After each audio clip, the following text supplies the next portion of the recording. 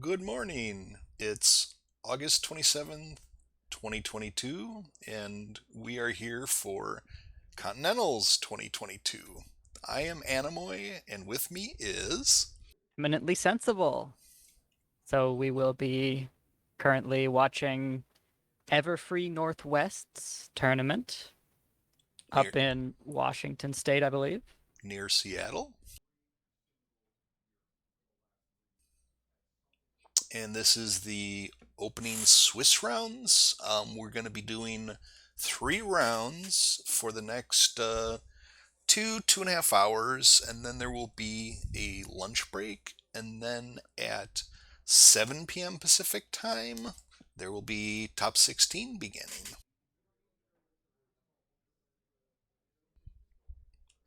And even more tomorrow.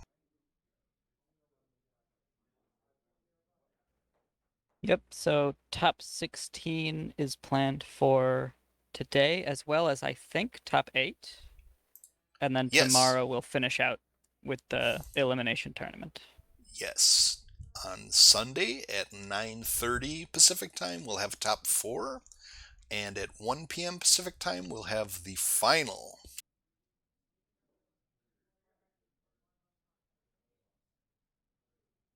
At this point, we have not been given a warning of when We are play will start. we are about to go in about 5 minutes to go ahead and start the pre-show, All right, or just go pre-show. online and do the thing. Yeah, we're doing it now. Welcome, Ara. Ara is the judge.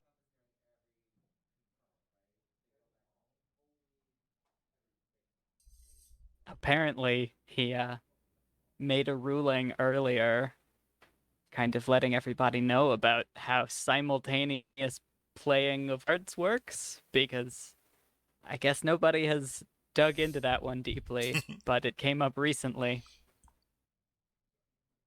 So he is our world expert on simultaneous card play. So we know what some of the commentary as Magic people are playing. What other decks do you expect to see?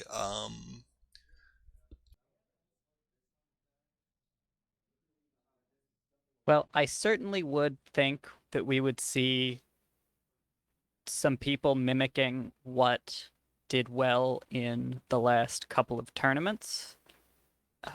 The online con that we had about a month ago showed that uh, yellow and blue are very strong. I expect people took note, especially because those colors are typically pretty fun to play.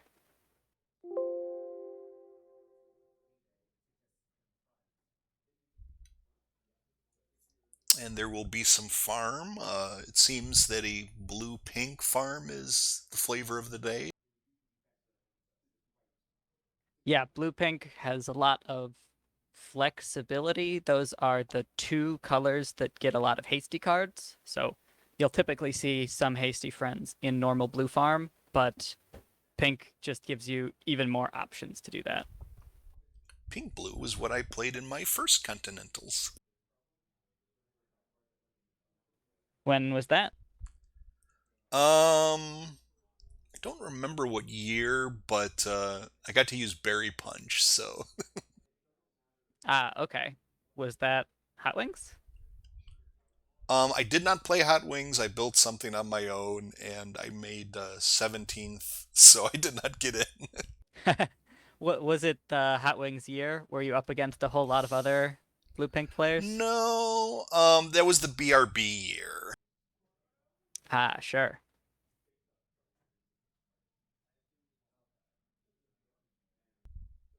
So I guess that was in Wisconsin that year.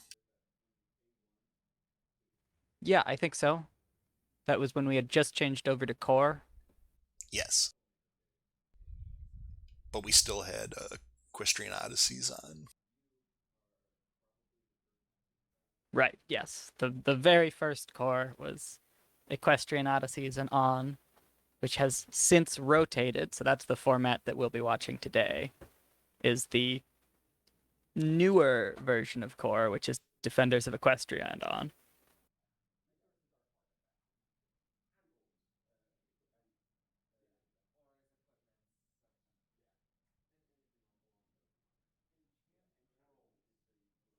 So looking at the two decks um, of the two Commentaries Magic folk that will be playing, neither of them have opted for that yellow-blue aggro style. They are instead running something that looks a little closer to control. Mm-hmm. Yeah, I was surprised because I think Grandpa's won the recent online con with yellow blue. Yep. So I imagine that he looked pretty closely at that matchup and determined that if he's playing this deck and somebody else is playing yellow blue, that he can make the win. And I do see a few cards that are pretty specifically built to stop an aggro deck like that, which Mm-hmm. is, a simpler aggro deck that just runs really fast and hard to stop. You've got things like Discord Happy Trees. So that is the type of card. It's vexing where confronting just isn't allowed to happen that turn. Where even if your opponent is over confronting by a whole lot, you're still gonna stop them from doing a double face off. So that is the type of strategy that would need to happen in an aggro dominated meta. You need really specifically tuned control tools. And since Grandpa's is the one who best knew how that aggro worked, I see why he would think that he knows how to counter it. Yeah, I saw an interesting play yesterday with Happy Trees in Adventure. Bugle had Happy Trees in his hand, and he was challenging a troublemaker. And before he announced the challenge, he had to play the Happy Trees. Now, usually people wait and see how the flip goes before deciding whether to play more characters or add more power. But if you play Happy Trees during the face off, you've ended your face off. Right, he's not good as just 2 power. Right. That's quite fun actually, yeah. So know your cards. Certainly the newer sets have some pretty specifically interesting and complex interactions that at this high level of play can become quite important.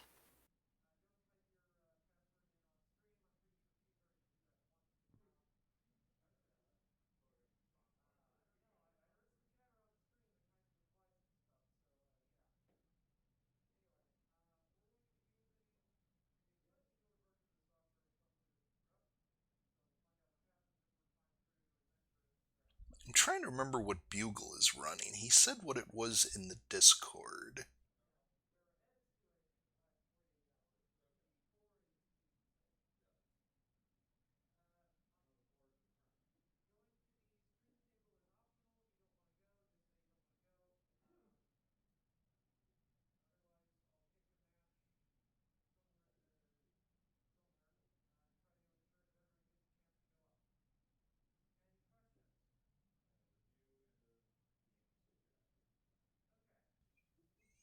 I think it was something orange and maybe pink, maybe white. I know he certainly believes in white and orange more than most people do in this meta.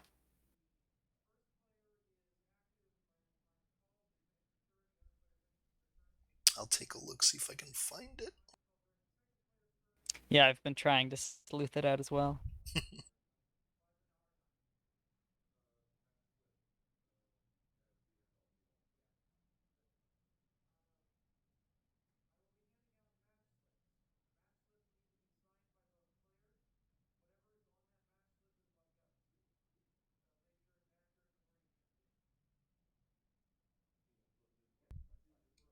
Okay, so now I remember. Grandpa's and I think Big Cheese are both running Chaos Control.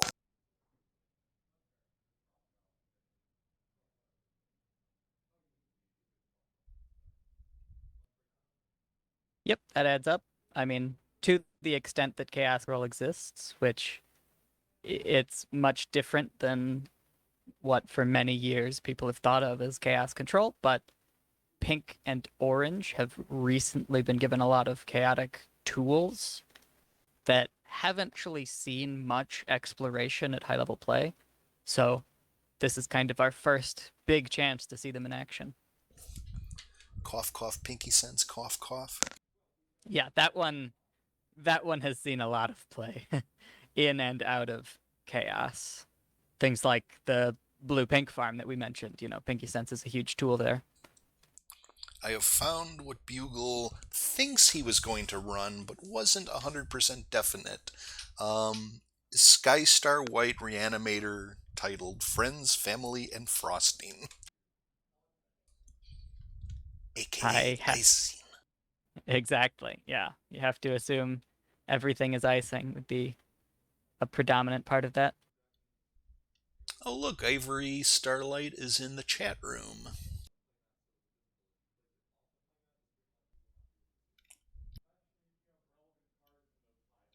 And Fanman is here.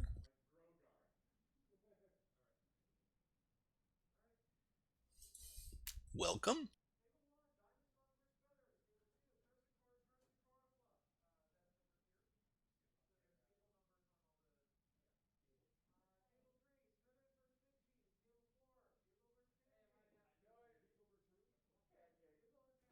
I will say, as on that note of Bugle playing Reanimator, Reanimator has had a lot of different forms lately. People have tried a lot of different styles of Reanimator. So when I heard that he was playing Reanimator, my kind of gut instinct is, wow, he's not playing aggro. Nobody seems to be playing aggro. But it's always possible that a modern version of Reanimator is more aggressive than it used to be. Prismlight says he's rooting for the farmers. I like farm too, so I might be with you, Prism. Yeah, it's been actually a very long time since Farm has actually won. It always does well, and it is often not enough to get to the top. I think Mod, way, way back, might have been the last time that Farm was actually on top. Yeah, I think you won against Farm in the last time it was held in Wisconsin. Yes, that would have been 2019, perhaps. Maybe it was 2018. Farm got second place, which I think was the best that it has done recently. The year before, Pancake playing Farm had gotten top 4.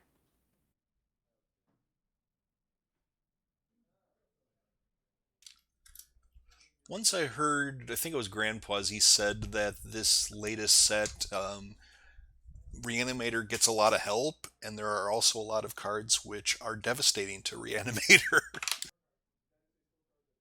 Yeah, it's what I've definitely seen typically in those high risk, high reward styles is they do pay off a lot as long as people don't know that you're bringing it or like it's not the meta.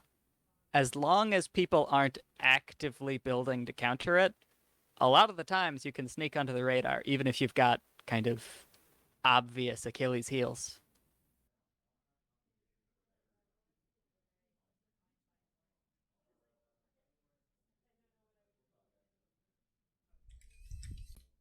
So there's a new card in the latest set, Royal Family Hearth Swarming Guests. When you play this card, each player may put a friend or resource from their hand into play. So this gives a boost to Pink White Reanimator.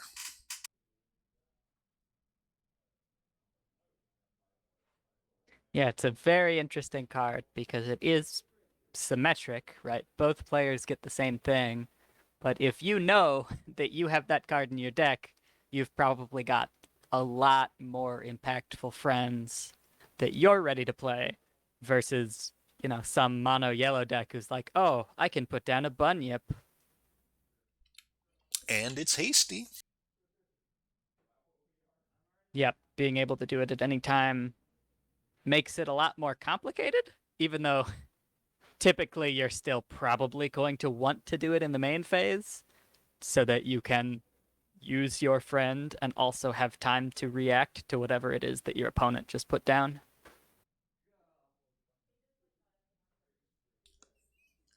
So another key card in that deck appears to be Pinkie Pie, Everything is Icing. It is hasty.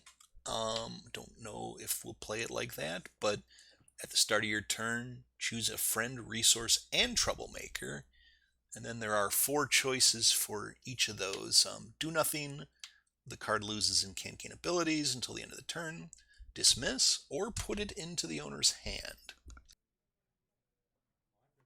Yeah, it's a pretty complicated card with a lot of dice rolling, which is why sometimes you've seen it with like Poppy. But it the reason why it can be really impactful is because it interacts with everything, so it's kind of a nice way to hedge your bets. If your opponent is or isn't playing resources, you're prepared. If they do or don't have troublemakers, you're prepared. One of the really sad things about Everything is Icing is some decks only play Pinky Sense. That's their only resource. And putting Pinky Sense back into its opponent's hand is like basically no effect. And that's always so disappointing.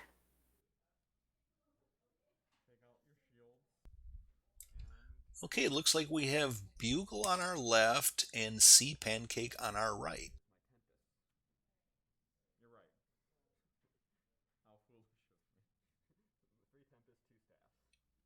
Looks like some sideboarding might be happening now.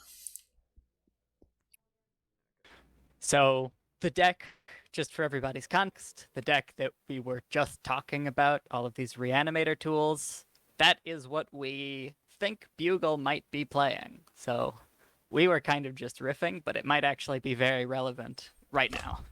I wasn't riffing, I knew this would happen. You're just miles ahead of me.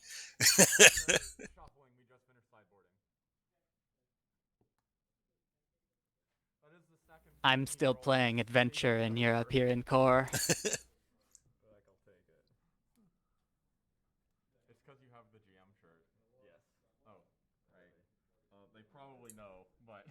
Looks like we have Tarnished Reputation on the right. One of the better blue starting problems right now, if not the best. Yeah, one of the best problems in the game for anybody who use it. Now, you need to make your main character blue, or else it's not going to have any effect. If it's any color other than blue, then Tarnished Rep is never going to trigger. But getting a free move at the start of the game is huge, and it's actually a free move at the start of every turn. So typically, since you only have your main character, that's the only thing that gets moved, and then probably the problem goes away, and that's the only move you got. That's still good. However, if the problem sticks around for a while, it is incredibly strong. Now, Sea Pancake is actually running blue-white, wanting a lot of points. I see Rarity Pony Pirate over there. I saw Changeling Throne at one point that he mulliganed out. I see Rarity Radiance as his scorecard holder. That's quite pretty.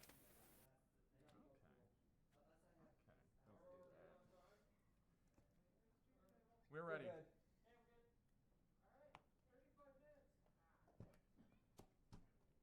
So since Bugle is playing Skystar, he might be playing what we suspect that he's playing, which is a Reanimator style deck.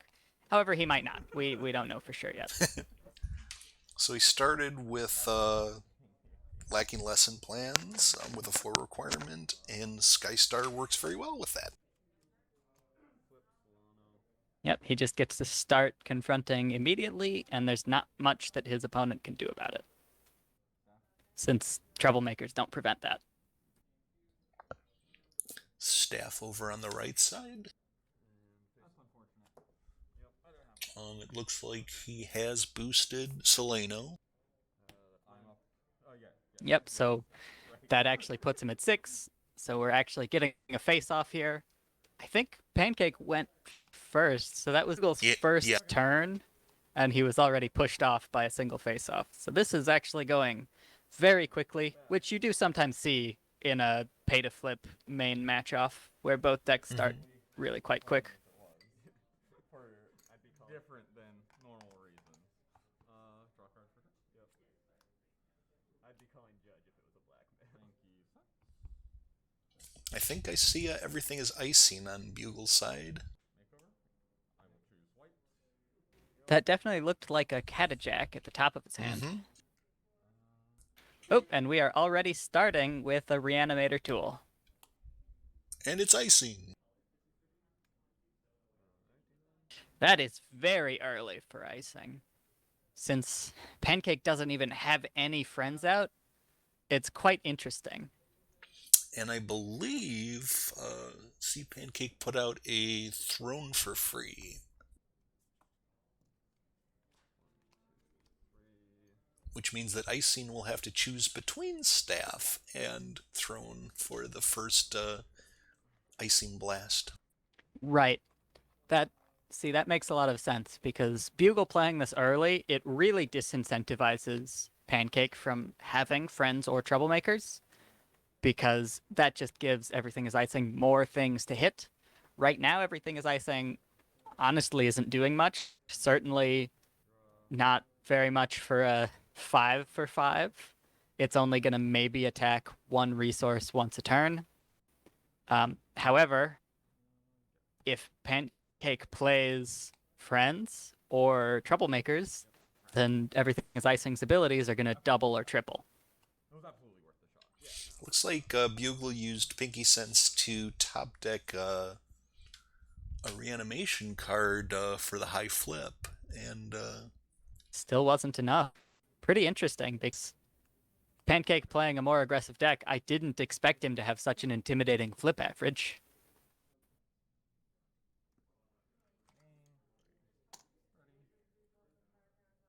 I will say this is a very high-powered match that we are seeing as our first one. He can't mysterious. Perfect. You got it. everything is icing is rallied. Makes a lot of sense. She is 5 strength, so that 2 actions gets Bugle a point. 8. So 10, 13. 13. You are at 10. But the timing is really good for Pancake because Thing is Icing was frightened during Bugle's start of turn, so there was no effect, and Pancake was able to protect his resources.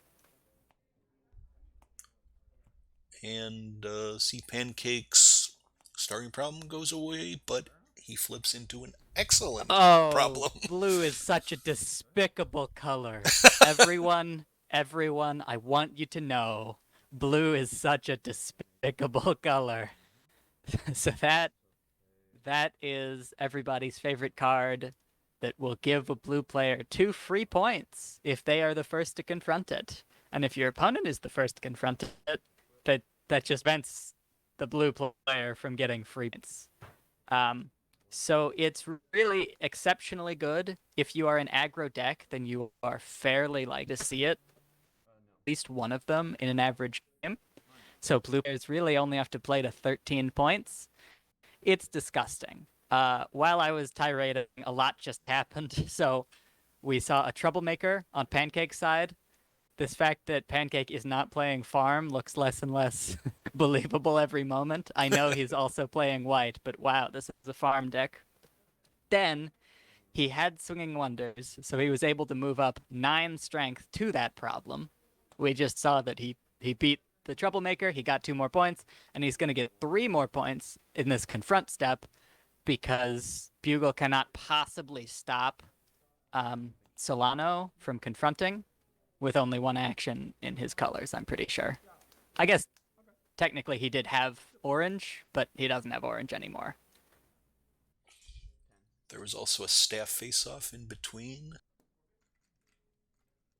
Yeah, so Pinky is frightened again. So I will say Pancake has definitely been confident in his flip average. So even though he's added a lot of point acceleration, it definitely does not seem like it was the expense of that flip. Saw some of the newest version of the Triad of Terror Troublemaker get handed out there, free of Pretty charge. exciting. I don't think it is actually possible to win this game from this position. It is definitely difficult. Oh, I just noticed about Pancake's token strategy. Now, it's not common, and previously he's brought cards which specify how many tokens he has, but these, being playing cards, are actually numbered. So he's dealing them out in a way that you can always just read the top card and it gives you the number of actions he has. That's actually pretty snazzy. Tie? Yep. Still tied. Perfect. I win. Well, Bugle finally did outflip Pancake playing Reanimator. He flipped an average of like 4.75 there. And that's for a 2 bonus. I was like, no, I will not have Pinky steal this game from me. What do you think happened? I think Bugle just scooped. Yep. I mean, I think Bugle, if he had kept playing, it still would have been good to watch, but he would have had no chance to win since he's down by like 10 points. To be fair, I got a throne out. Did you have the throne didn't matter. The throne literally was not relevant that entire game. Did you have a speech in hand? No. I wonder if they'll play another game. They could probably fit it in, yeah. With your cards, except for Pinky. I was just like, I think I spent two lasers on just keeping Pinky down. Just one. Okay. I was sitting on a laser earlier to keep Pinky down. And I see some promos. There's a Tempest Shadow promo and a Nightmare Moon Troublemaker and a Creepy Crawlies. I think that might be all of them. I mean, it can absolutely go the opposite way. Creepy Crawlies I think we've seen before, but the other two are new and very pretty. My like 50-50 that I got there. You went first. Yeah, the Tempest is really giving you a look down. She is intimidating. I'm kind of curious what Sensible is saying right now.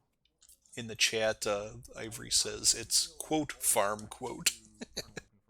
Even though you can potentially staff it away. Yeah, it's definitely a different type of take on farm, but it maintains a lot of the core things that have always made blue farm good. Namely, you've got those hasty drops, specifically Swinging Wonders is just an incredible blue farm card. Blue farm also has always been good with resources, and then white is certainly good at resources. So it plays on those strengths. It just seems like, in addition, Pancake has some other tricks up his sleeve to run a little faster that we actually didn't end up seeing in that game. Yeah, Prism Light brings up a good point in chat. He calls C Pancake's farm/combo in terms of unusual methods of point scoring, and that seems to be something we've seen in the past year or so, where it's control/farm, it's point/farm, it's mid-range/farm, for a little extra points and spice, I guess. That was especially true before Triad of Terror was banned, because basically you could put that into any deck and you've got a deck that splashes farm, right? It's so many points and it fits into almost anything. So good riddance to that. I think we would have seen a lot of decks that are something plus a little bit of farm if Triad was still around. But honestly, I got to give kudos to Pancake for still sticking with farm even after its best card got banned. Yeah, at Cider or Winnie City Con recently, I definitely had Triad of Terror in my deck. I think that was in my Harmony deck, I think it was.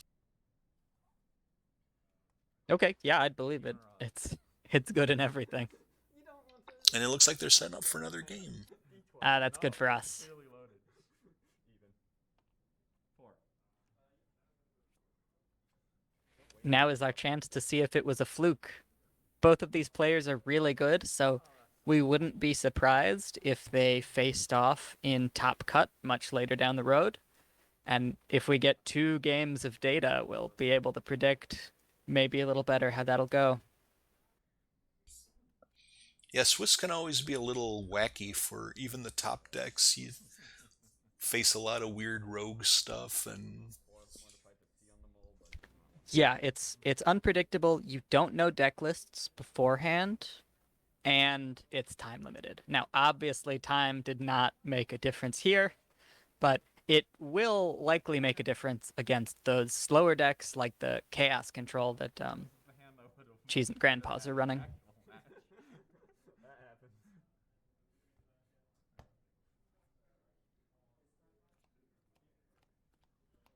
I think in that last match,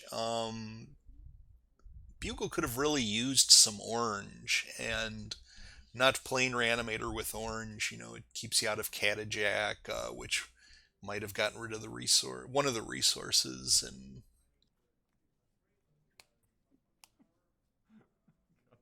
Well, he did break into orange once he got pinky, but yeah, I know he did have Catajack specifically in his hand, but that's so slow when you're still on like 3 actions a yeah. turn.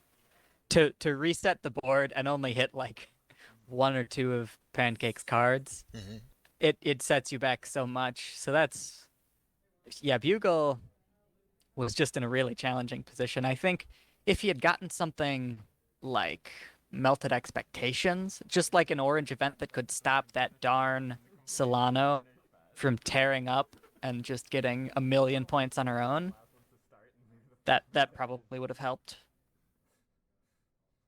I don't see a problem. Let's say go. Okay. This is not a good start for me. See Pancake slower to take off this time. Not sure. Looks like may have. Oh no, that's the problem deck. I thought that was a troublemaker.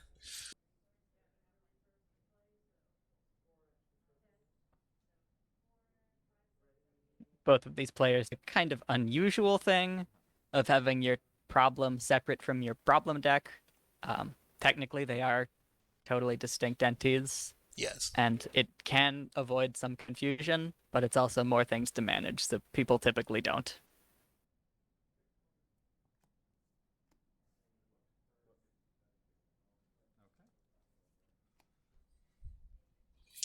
See Pancake boosts Solano.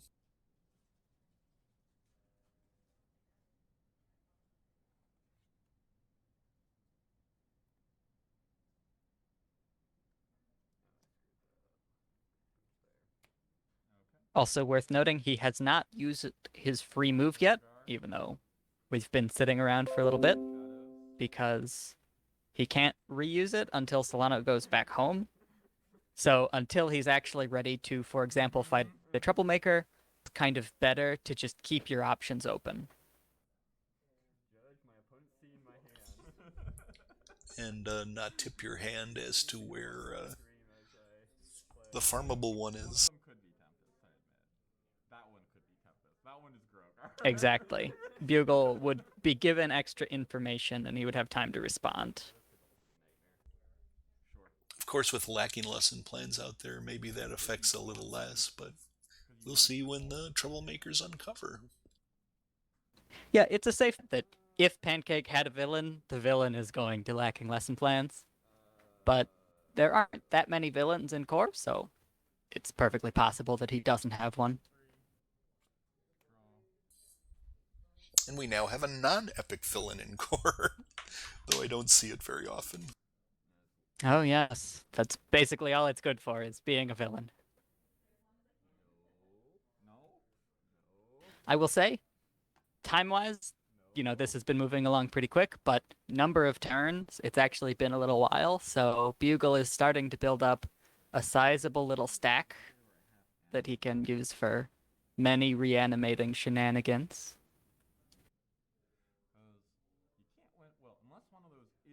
Interzillo, which would be such a amazing. Let's do it the safe way. I can crush snake over into white. Enters into white. Yeah, 2. Because we'll play +1 on this seashell. Because of course we played on the rarity seashell. And the white Twilight. reanimation resource. Also, you could squawk from the AT that you have next turn as well. Confront for 1. Don't confront over here. Go ahead. The reanimating resource is pretty good on Twilight because if the resource gets destroyed, then Twilight would typically have to go away, but Twilight can protect herself. So you get to... And overall, even if you have to do that, it's still a relatively cheap way to get her into play. All right, we do have a villain in Grogar, and then a separate farmable entity in Pony of Shadows. Now, Bugle here kind of made a good prediction that a villain was a threat, and he put out Twilight, which prevents any cards from being frightened on his sideboard. So that's why Z-Shells didn't have to go away.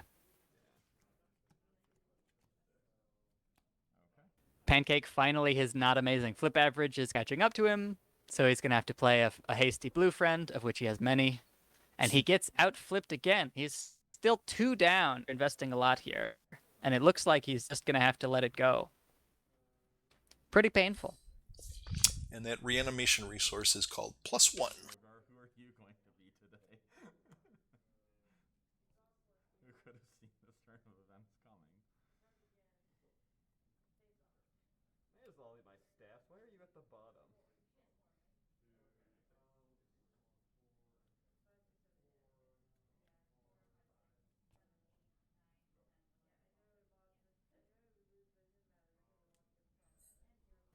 Against a deck with Troublemakers and Staff of Sakanas, I think getting an early Twilight is probably a lot better than an early Pinky. So I think this game is much more like Bugle would want to see in a real matchup.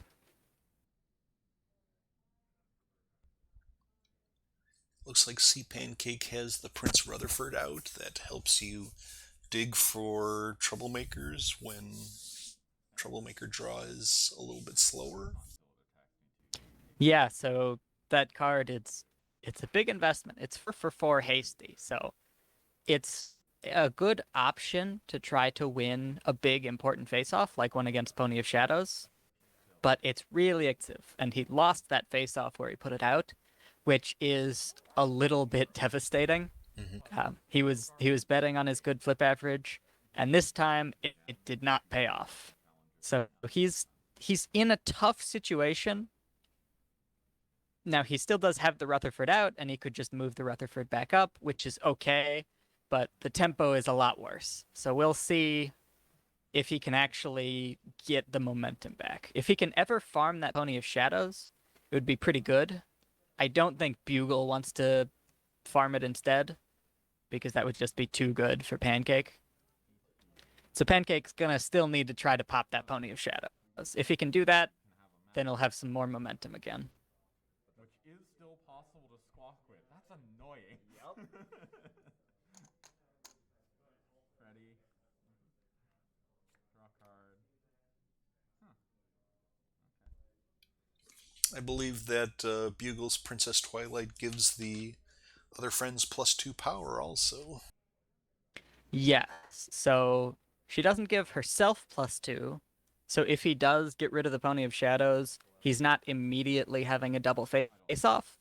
But over at Lacking Lesson Plans, he's got 8 strength, which is a lot, and he could pretty likely farm whatever it is that Pancake just put down there. So obviously Pancake knows that that's a risk and probably planned accordingly.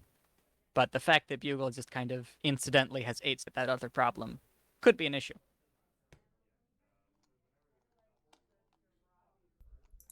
And the Princess Twilight card is actually your other characters have +2 power, so that's the main as well. Yeah, Skystar's a 5 at home. It's not bad.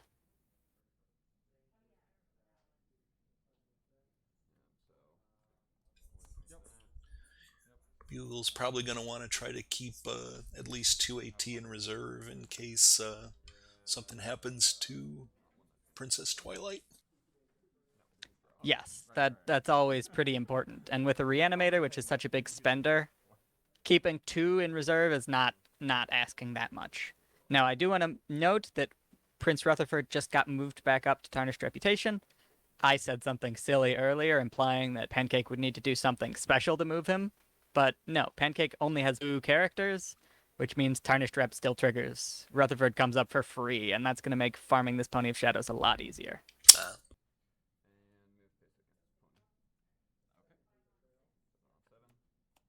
He's going to fight it again because Tarnished Rep means that this is pretty low risk. We have a mysterious disappearance flipped by Bugle. Which mysterious disappearance is typically a big risk for Pancake. Oh, but there's a resource throne heavy. out there. Exactly. His only resource actually negates chaos. It's pretty nice.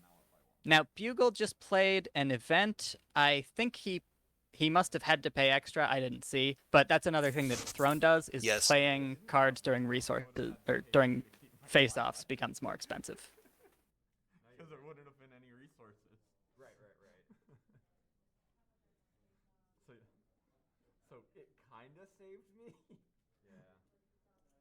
Oh, you cost 1 more AT. You're correct. Oh, they just caught it. Still worth it. Yep. Yeah. It's not a huge extra cost. Paying 2 for a belly flop is still not terrible. But it's definitely still quite good, and it's not something that you usually care about with the throne. The chaos is just better, and so it being a free tax that Pancake just gets because he brought enough risks to the party, and Bugle had to respond. It's pretty good. It's definitely pretty solid for a deck like Bugle's, where every action matters because you play such high impact cards. The color white likes to tax, and Throne will tax you on during a face-off.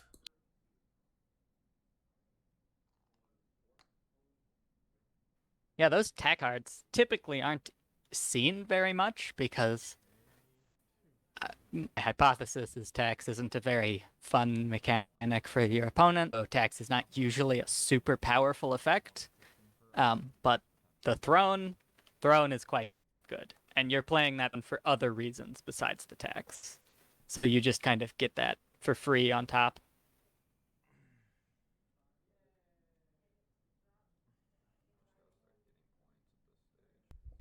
So Buke just played a pretty basic card. I think that's the 3-for-3 entry. Reason he's doing that is now Bugle was already able to confront lacking lesson plans. He would have gotten the points anyway because his seashell is 4, but that means that he's definitely looking to farm Grogar. Since the seashell is 4 and that 3-for-3 is 5, the Grogar farm will be pretty easy if Pancake allows it. Sure. Goodbye. Which he does not. Unsurprisingly, yeah.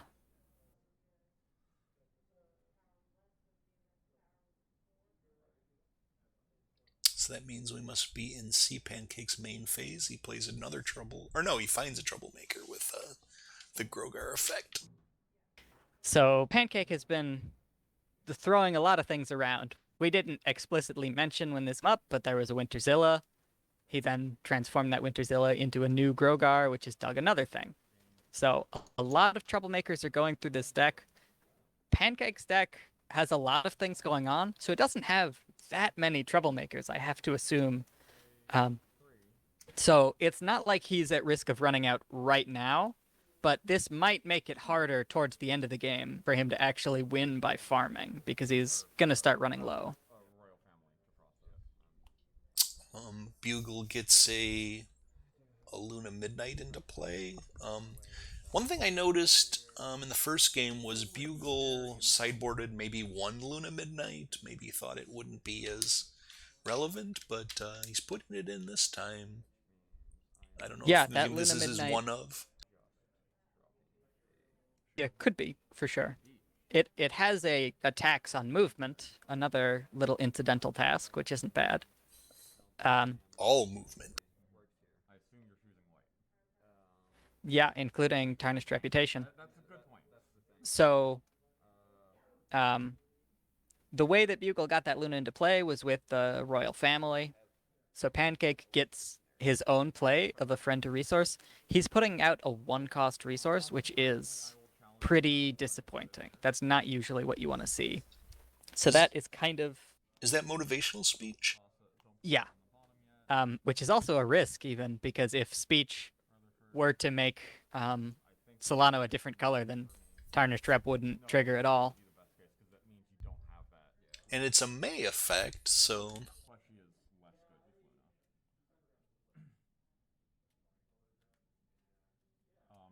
So I'm not actually sure what color Pancake chose, if he chose any. He would have had to choose white if he was going to play it. Here's the face-off. On the double confront. That's definitely going to Bugle. Oh, I should have scared Rutherford, whatever. So at this point, Bugle looks like he's got around 9 or 10 points, something like that. And Pancake is much lower, around 3. I have to retire a seashell, I believe. Having the Midnight and the Twilight out is just much better tempo. Those are the two best 3-color cards now that Cadence has been banned. And in this matchup, it definitely seems like they're doing more work than Pinky ever was. Grogar found a Grogar.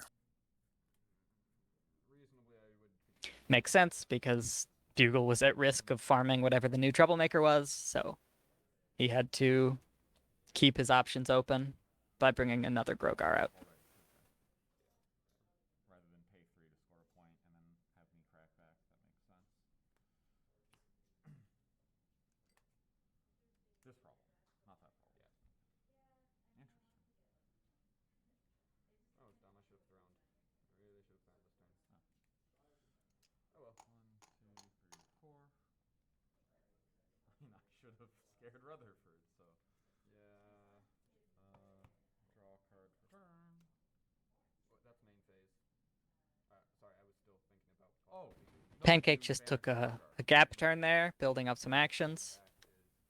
But, you know, it makes sense. There was nothing great to farm. He could have tried to farm that Grogar, but based on what he played from his hand last turn, when he could have played anything at all, it looks like Pancake doesn't have a lot of big impact resources or friends in his hand. So he's kind of just waiting until he can formulate a bigger plan. Maybe he'll even have to pay to draw next turn if he really doesn't have anything good. So did he banish that Grogar during his main phase to find that other one?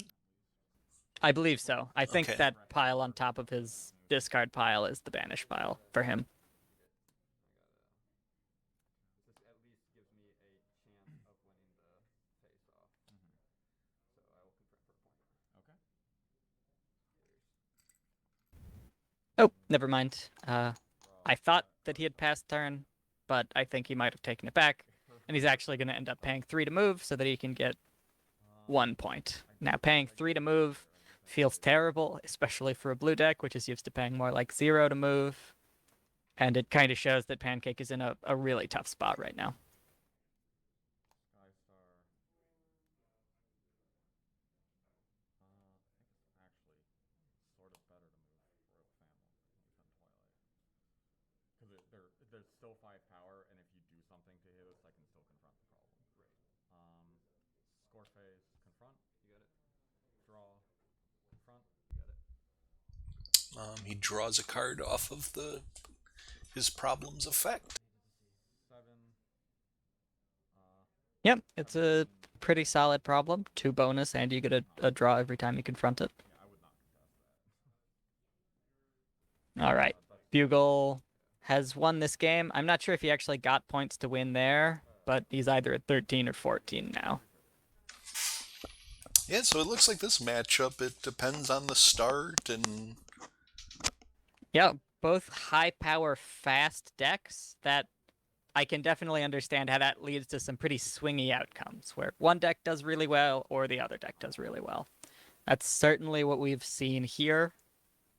We could also hypothesize that it really strongly depends on what Tricorn's Bugle draws, because we saw having the Endless Friendship and the Midnight were just a lot better than the Everything is Icing.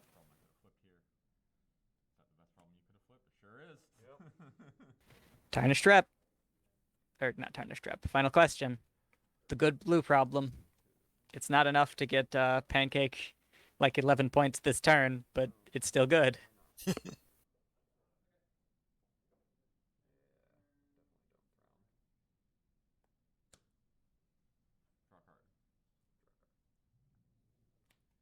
Draws for turn and uncovers Tempest. Not this one? Pay for some extra points. Not bad.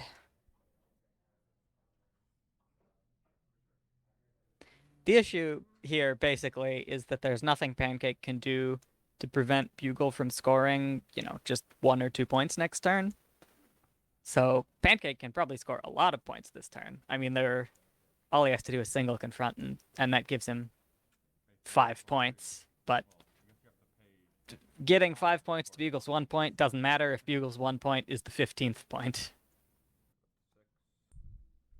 I mean, even if Sea Pancake still had Wrath of Gilda, Bugle still has those 2 AT to save 1 friend, so...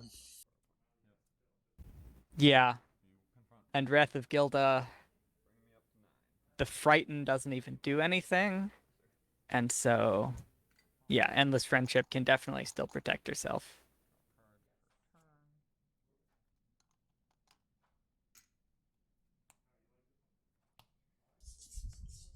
I think we saw Bugle flip a Bodyguard earlier. That would be spicy against a Wrath of Gilda, but Sea Pancake, I don't think he has pink in this version. Yeah. So Bodyguards here is actually not super relevant.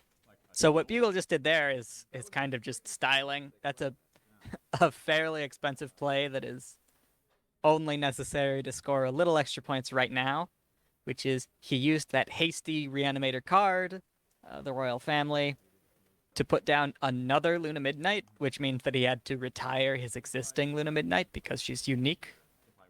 So the reason to do that is that you can now farm the Tempest, and he's got, like 12 strength to farm that Tempest now? But he does give Pancake an opportunity to play a new friend for free, which I think he didn't.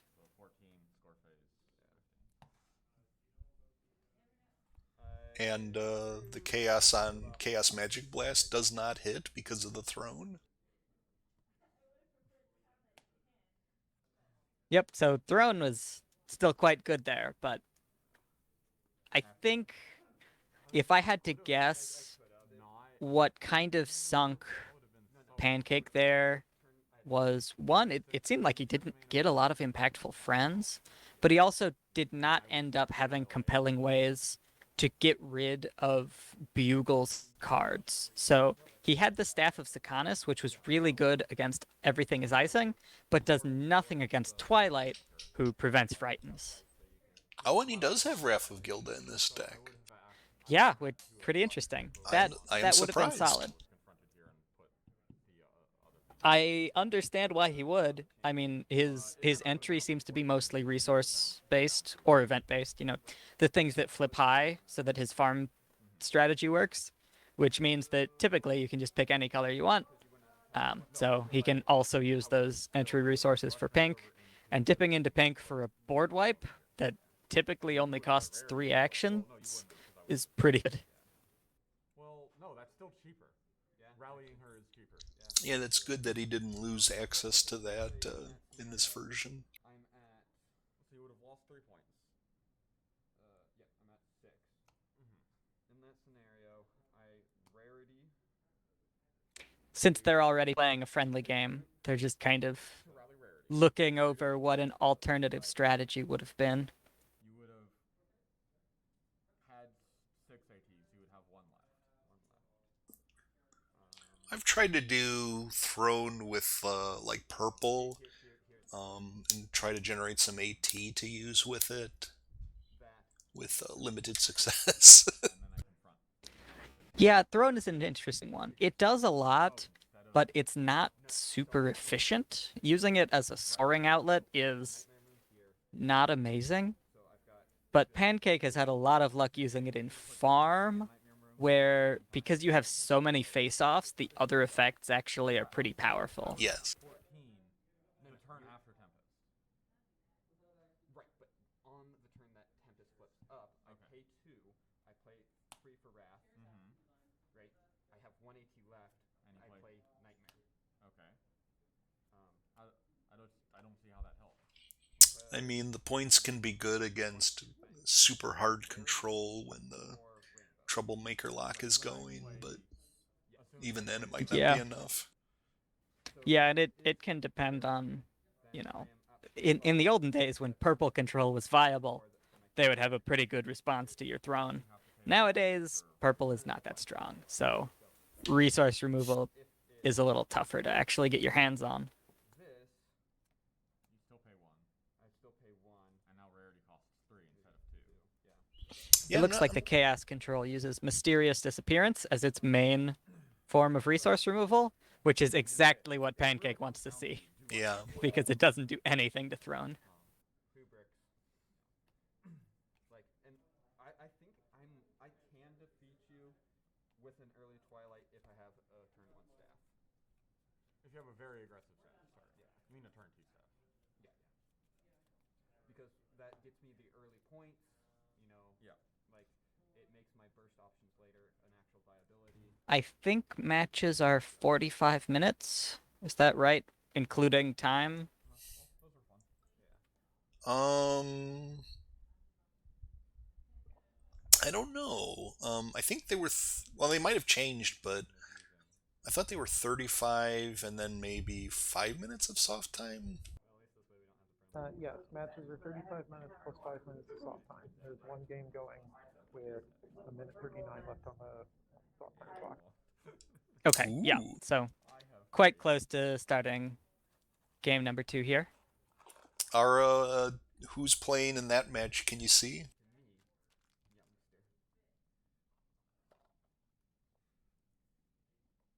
Yeah, mister. This is Paid and Grand Pause. Did I hear correctly that Cheese and Grandpas are playing against each other first round? Yep, Pages. I have enough. Oh, removal pages. Okay. to get rid of your friend's That's a lock. little less crazy. But since Grandpa's is one of the players, that does make sense as to why the game is going long, because he's playing a control deck. I cleared out. I don't One think we have any information about what Pages is playing, but Really? hopefully we'll get to see later. Good against +1 if it's not on Twilight. Oh, you'll find out. but I have Well, that sounds sinister. copies. I'm already worried. Yeah, that's fair. Like like it is really good, but it's not like you have an overwhelming amount of resources. I always like to see Bugle with a Trixie deck box, even though Trixie is not his favorite pony. Trixie can at least have one place in Bugle's pony cards, not in the game, I just think helping out. I think that Trixie is more of a tradition. I think Bugle has a special T-shirt or specific T-shirt he wears each day, and Playing the blue version. Oh, wow. Or the blue-pink version. I was not aware of this.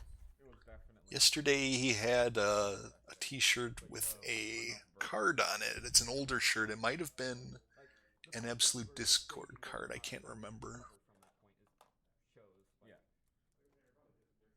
One thing that I failed to note when we started here is that we're looking at some pretty high-powered playmats here. We've got the winner of last year playmat. That's a bit of a brag. And then top 4 in 2019 on the right side for Pancake. Yeah, That's actually when he came in second, but there wasn't a specific second place mat, I don't believe. yeah. I'm still waiting for my top 17 finalist playmat. Hitting 2 resources. It's been lost in the mail for a couple of years. That's what they tell me. Or 3. Typically, you'll hit 1. Right? Very, very rarely will I have. Staff and shield. Yeah. Like, or I will have throne and sometimes a main. But like you also have speeches. My gameplay career has been all downhill since Berry Punch was banned.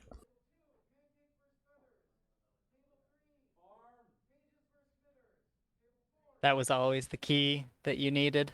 I mean, Berry Punch was pretty overpowered, pretty good card, so I can see why that would tie you together. Dreamy sigh.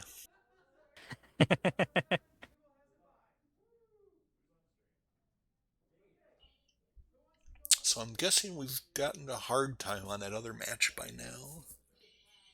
Yep, so I could see that right now all that's happening is they're figuring out who the next matchups are, because that does take a couple minutes. Frantic key punching into challenge, followed by no Everybody challenge. That's crowded around wrong. one table. Yeah. Ooh, people. You collided with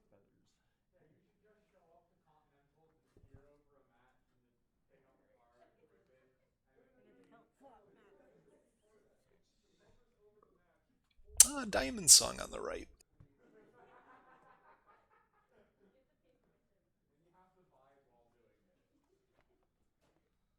The previous players seem to have left their mats, so they get to be unsanctimoniously covered by new mats. It's Diamond Song Max. versus Max Gardner.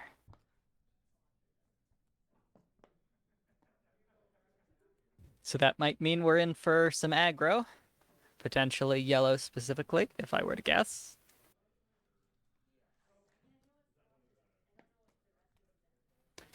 But I'm used to being wrong, so we'll just have to see. Cadence. Diamond Song has the Cadence main, or the Princess Celestia main. Two Max new has mains. Max has the Cadence main. Last time it was two Sequestria mains, very old school, and now we've got two brand new ones.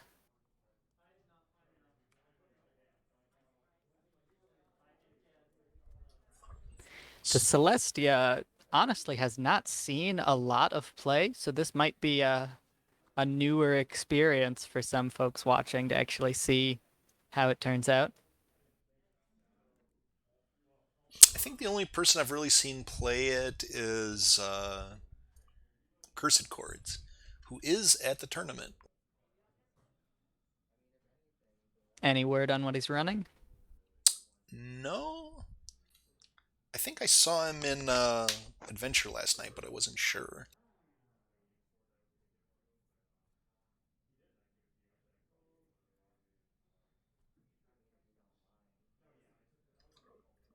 Looking for some sideboarding. Good opportunity to try to glimpse what's in these folks' decks. I see a lot of pink in Max's deck, but I'm not sure what the second color is, if there is one.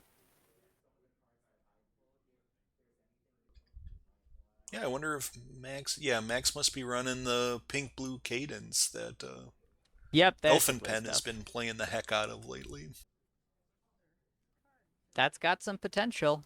It really performed well when all the times we've been seeing it, I think.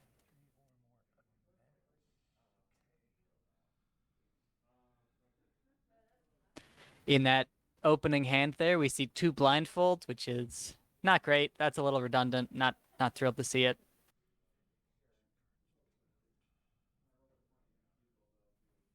I think he might be mulling. Or these might be sideboards. Oh, he just hadn't finished sideboarding, I see. Okay. Yeah, it is. I'm trying to figure out a good place to put it so it stays on camera. Yeah, I can't recall if sideboard is public info or not. So he's deciding that he does want to actually keep in the blindfolds, whereas he had previously boarded two of them out. Now, I'm actually quite surprised to see a Gallus and Silverstream sideboarded out. Those are basically free money, so I'm not sure why you would discard those. If I could have a deck that was like 40 cards that were Gallus and Silverstream and 5 cards that triggered Gallus and Silverstream, I'd be pretty happy. Well, I think the blindfolds make sense because that's Celestia's wheelhouse is to Yeah. find events. Yeah, preventing anyone from searching decks is pretty good because, yeah, like Animo just said, that Celestia's kind of main purpose is to dig out unicorns or alicorns from that player's deck and put them into your hand. So if there's a blindfold in play, that doesn't get to happen. Oh, that's right. It's Find Friends. I think I'm thinking of Premier Twilight Main. Oh, nothing. Eater of Events. 2 minute time extension. Both players playing buckball strategy as the starting problem. We didn't see that before. So that makes your main character have one more power when your main character is not yet boosted. So this should start relatively quick. Both players have 2 entry in their main color. It makes a lot of sense because these newer mains have some more conditions on how to actually flip. Last game we saw you just pay 2 and your main flips over. That's not the case here. You're gonna have to do some more specific things to actually make these flips happen. So just getting a little entry before you flipped your main is a good idea because they won't flip the first 1 or 2 turns. They've already started. Game 2. Don't draw. And I'm gonna spend 2, and I'm gonna play Holiday Spirit. I have more friends than you. All right, Holiday Spirit coming out first. She's 4 strength if you have more friends in play than your opponent. So playing her turn 1 is just really, really nice. Obviously, your opponent doesn't have any friends, and you've got exactly 1, so she gets to be 4. And that gives Max a free point this turn. Better than a sharp stick in the eye for Max. Luster Dawn, typically you wouldn't need to play any friends on the first turn if you aren't confronting, but then obviously Diamond needs to get as many friends onto the board as possible to turn off that Holiday Spirit. Now, the thing I found with Luster Dawn is to try to have problems that you can confront with 4 or a mix of purple and wild totaling 4. And I'll go to score phase. Score 1. 2. And pass the turn. Which, I mean, certainly is what we've got here with Buckball strategy. Yep, if she moves that up, that will let her do some luster things. Yep, she can score 2 points by confronting that problem twice if she brings Celestia. But instead, she's going to build out her board. Totally makes sense. That is a big, important card later on in the game. That's going to be good when more events are in the discard. For now, it's just a 2 strength friend. And that's the thing, she needs events in discard to boost her main, while Celestia looks hungrily at the events. Yeah. Yeah, so they aren't quite synergistic yet because one Celestia needs them in discard and one needs them in banish. But eventually they both have about the same purpose, which is we need to get events out of our hand, and then having them into the discard for a little bit will be good for the one, and then you eventually get them over to the banish pile where they're good for the friend Celestia. Go to main phase.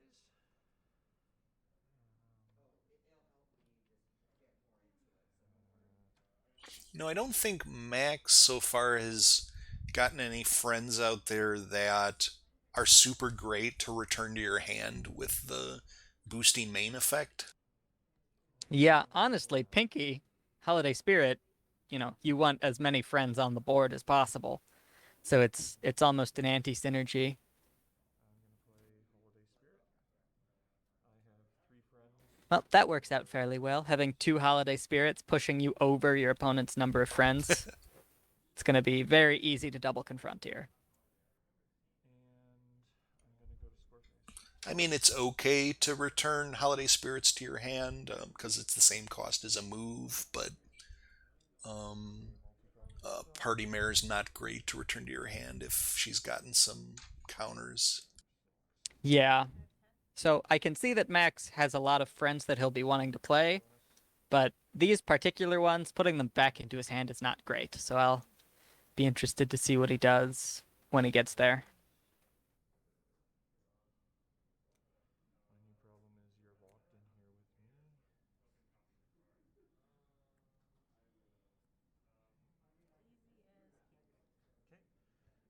At the end of my turn, if I have friends at home in excess of home limit, I can put any number of them into my hand and turn this card over.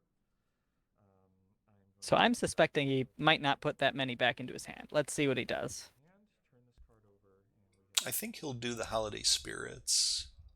Ah, both of them. Oh, no. Okay. Just the Oh, one. he can only go down to 2. Or no, I think you can do as many as Yeah. you want. He could have put any number, but because he's got 2 holiday spirits on the board, I totally understand why. He wants to keep friends on the board. So yeah, he gets to flip Cadence, which is good because it turns on Cadence, who's fairly powerful. If you play a lot of friends every turn, Cadence does a lot for you.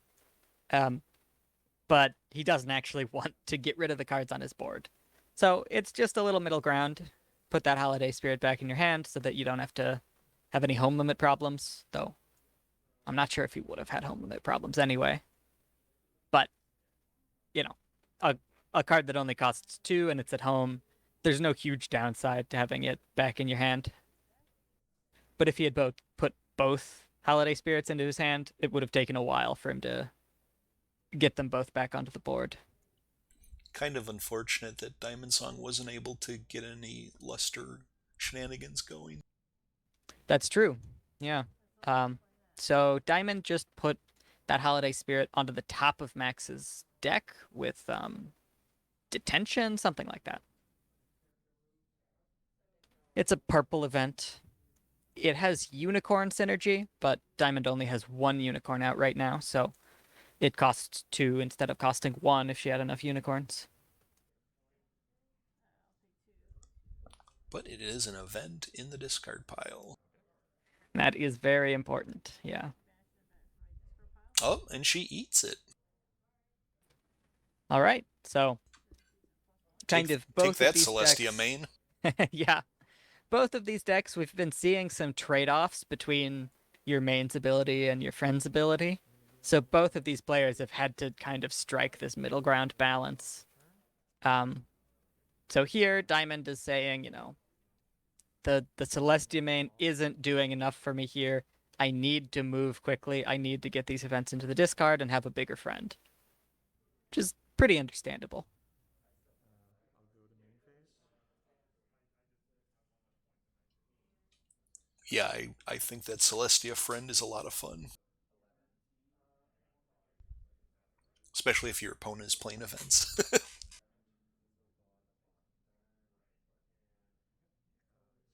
Yeah, we haven't seen that yet. But I'm sure there are some incoming. Pink and blue both have pretty solid events. At least some dismissal or frighten Yeah, I events know there's are some sure to come. frighten. I know there's some belly flop. Stop fighting, I think, is the frighten card immediate du jour. Max actually has a rush makeover, which he could have used for a free move there if he had wanted to. He could have made a character blue so that he could trigger Rainbow Dash. But I understand that in this case, that isn't actually super advantageous. Well, I guess it might have let him double here. That was. I don't remember if Diamond Song's problem is a 6 or an 8. I think it's a 6. I'll go look. One counter on that friend. I'll just keep this as a separate. And on up to Prism Light letting us know it's an 8, and that would be why Max didn't do that, because it wasn't actually good enough to double. Thanks, Prism. confront here. Score 1.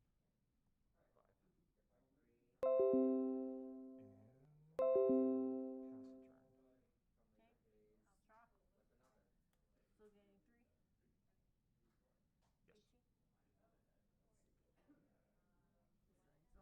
a turn. Diamond Song gaining some AT, readying cards.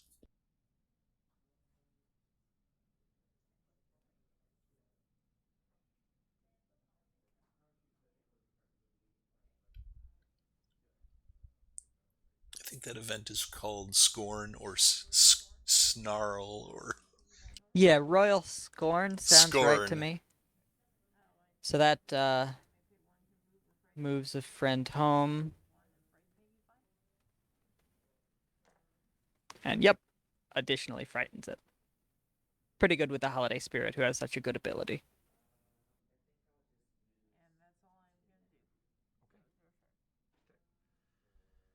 I'm going to gain 3 AT. I'm going to draw for turn. We have Party Mare. Even, odd. Even doesn't move.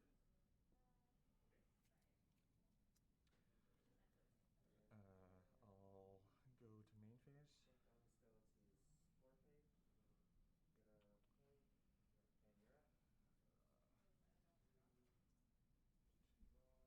Looks like we're pretty slow going in terms of scoring points, if I'm reading the scorecards correctly.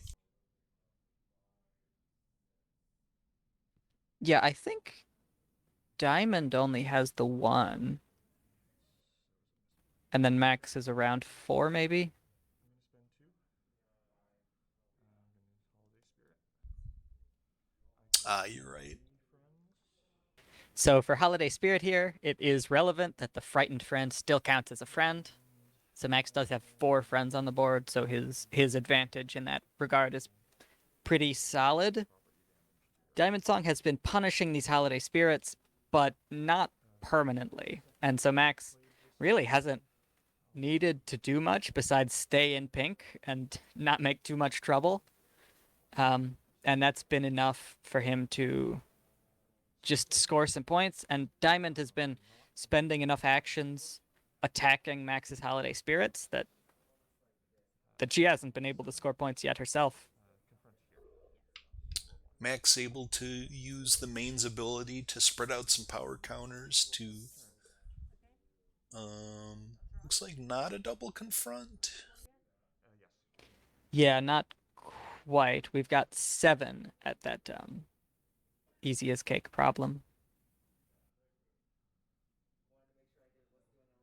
I think Max had previously put some power counters on the Holiday Spirit, but didn't do that again, which I think is a good choice because Holiday Spirit is such a big target already. There's no reason to make her a bigger one. Looks like Diamond Song flickers Party Mare to reduce the counters. Yeah, so Uses Diamond Song Luna's is putting future. out these fires. She's slowing Max down, but at this pace, it looks like Max is still moving faster because he's still got friends on the board. So Diamond is gonna have to make some big plays in order to actually slow Max down enough where she can start to overtake him in speed. What I will say is that was her 3rd event. So that may Huzzah! actually be enough to get some momentum back for Diamond. She was kind of in a holding pattern until now, but her cards are coming online, so she should start to move a lot faster. Just read your main. Real quick. Get a bit.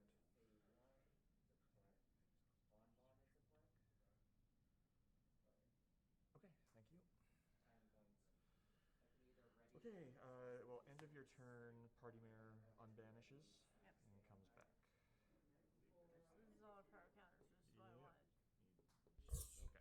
And Party Mare comes back into play at the end of the turn. I think Diamond Song gets to pick where that goes, though. Yeah, so I guess no, but Party Mare, you want to put it a problem, so exactly. There's no great place to put her right now because if she's at home, then she definitely is going to get bigger.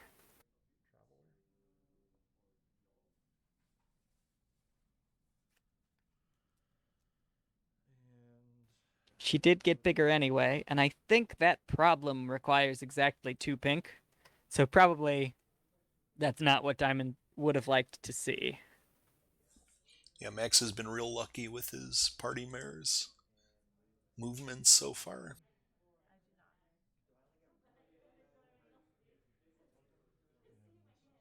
Max has 4 actions, and he needs 5 strength at the other problem. We'll see if he decides to go for the double. He already could double just by moving up characters that are at home. And instead he goes flashy. So he's going to double like a crazy. Honestly, probably not totally necessary here. He doesn't really need the extra strength, but it's going to put him probably over 8 points, which is a pretty commanding lead. I don't think Diamond Song has a T. Yeah, I believe she doesn't as well.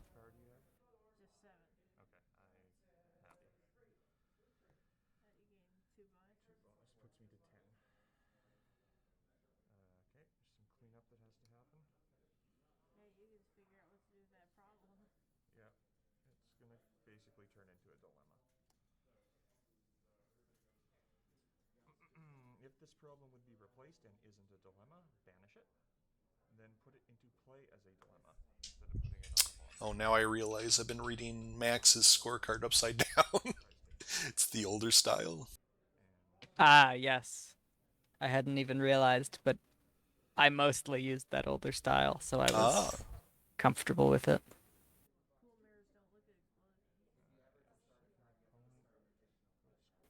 All right, so we've got a lot of points on the board here. Max has his dilemma, which only takes 4 and has 2 bonus. And then his problem also only takes 4 and has 2 bonus. So I will say that his holiday spirits are 4, but neither of them can actually confront a problem on their own. Because in both cases, he needs something that isn't pink. But even still, he's going to have 5 actions next turn. There's a real risk that he can double again. Max sorts out his home limit.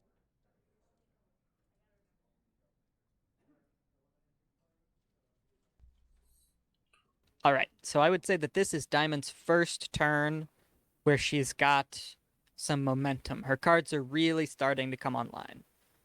However, score-wise, she's in a lot of danger. So this is where the make or break moment of her game starts to come out. And what hurts for her is the pain too to move. Yeah, everything's at home. She's got big characters. Well, she's got one big character. But that Celestia honestly isn't huge yet. I think it might only be 4 because she's got 2 banished events. So, actually, just starting to all-out run this turn doesn't seem feasible. She's gonna have to start laying the groundwork and hopefully use Celestia to tutor up a unicorn or alicorn, which is exactly what she needs. I don't actually know what that card would be, but hopefully we'll see. These Professor Naysays, 3, 4. Looks like they're online, so that's 6 total over there. For 2 AT, that's pretty good. Yeah, not bad. She is all in on purple, so they become pretty effective. You have 4 friends, I have 4 friends. Diamond Song doesn't have any resources out there yet for Rainbow Dash property damage to hit.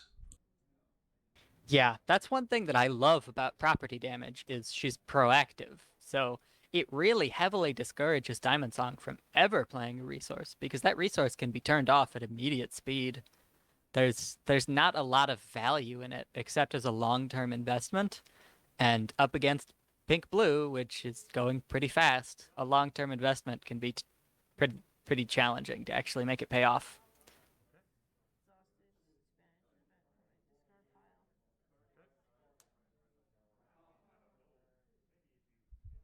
Well, that brings Celestia up to 5.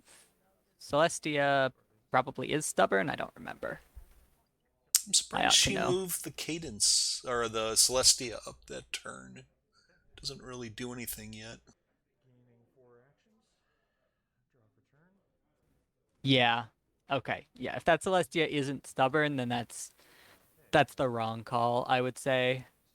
1, 2, 3, 4. You could have done that next turn and it would have been just fine. 2.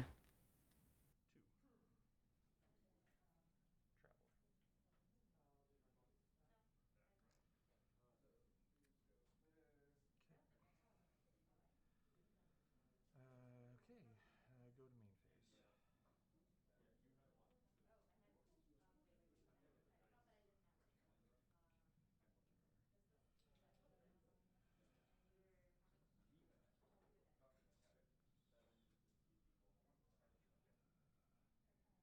So if Max does not double face off this turn, then Diamond Song is in a pretty good position because she double face offs trivially.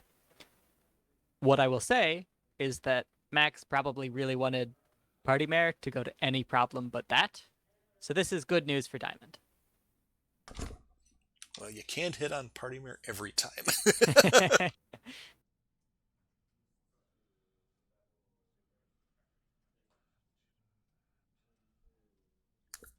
I wonder what the second die is out there for Max.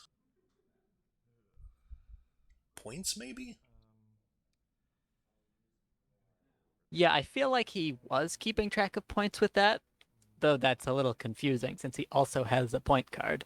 I'm not sure if that makes sense, It's exhaust to. but it is easier to read for his opponent, so there could be a reason. More property damage. Stop breaking up the place, Max. For another property damage. That's the second time I played it. 3 No of them. property allowed.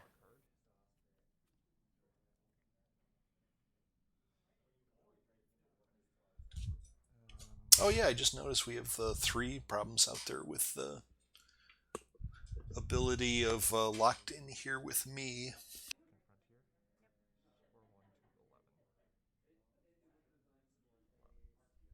to 11. My eyes look at the screen and I see problems, so I'm like, there can only be 2 problems. Not anymore. I currently have more friends. Yeah, that dilemma typically does a lot, but in this case, because his friends that he had were mostly blue here, there didn't turn out to be any reason to actually use it. Now, if Party Mare had gone to You're Locked In Here with me, that would have been pretty good for Max. So then he would have been happy to jump on it, but in this case, just didn't seem relevant.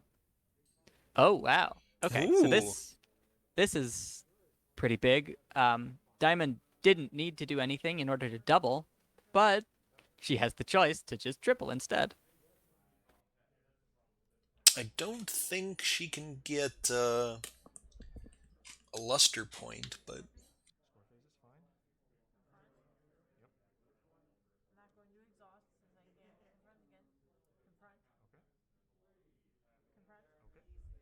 all the confronts.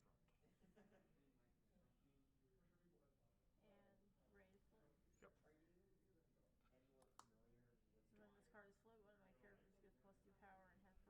An effective 3 flip.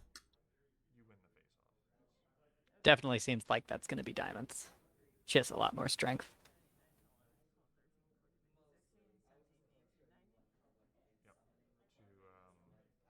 Yep. To 6 to 9. Yes. And a 2 bonus. That brings her close, though I think she's still behind Max. And since it's now going to be Max's turn, he's definitely in the right position here. If they both start getting to a position where they can each double every turn, Max is going to be at a solid advantage.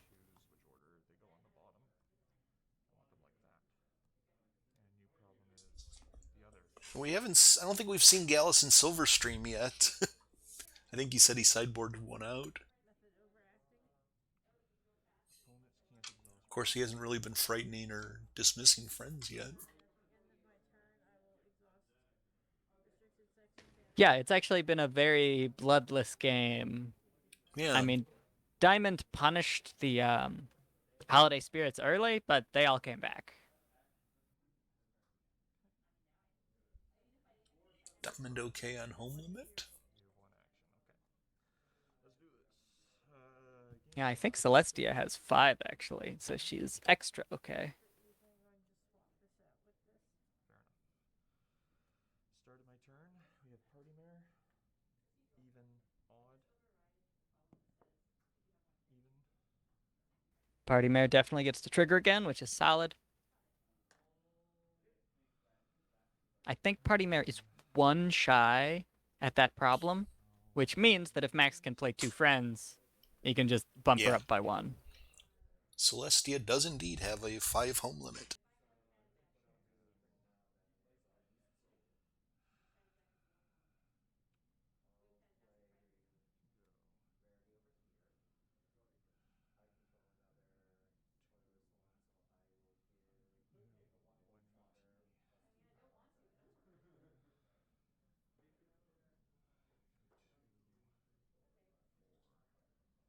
Max looking at his options. It looks like he's got Buckball strategy there.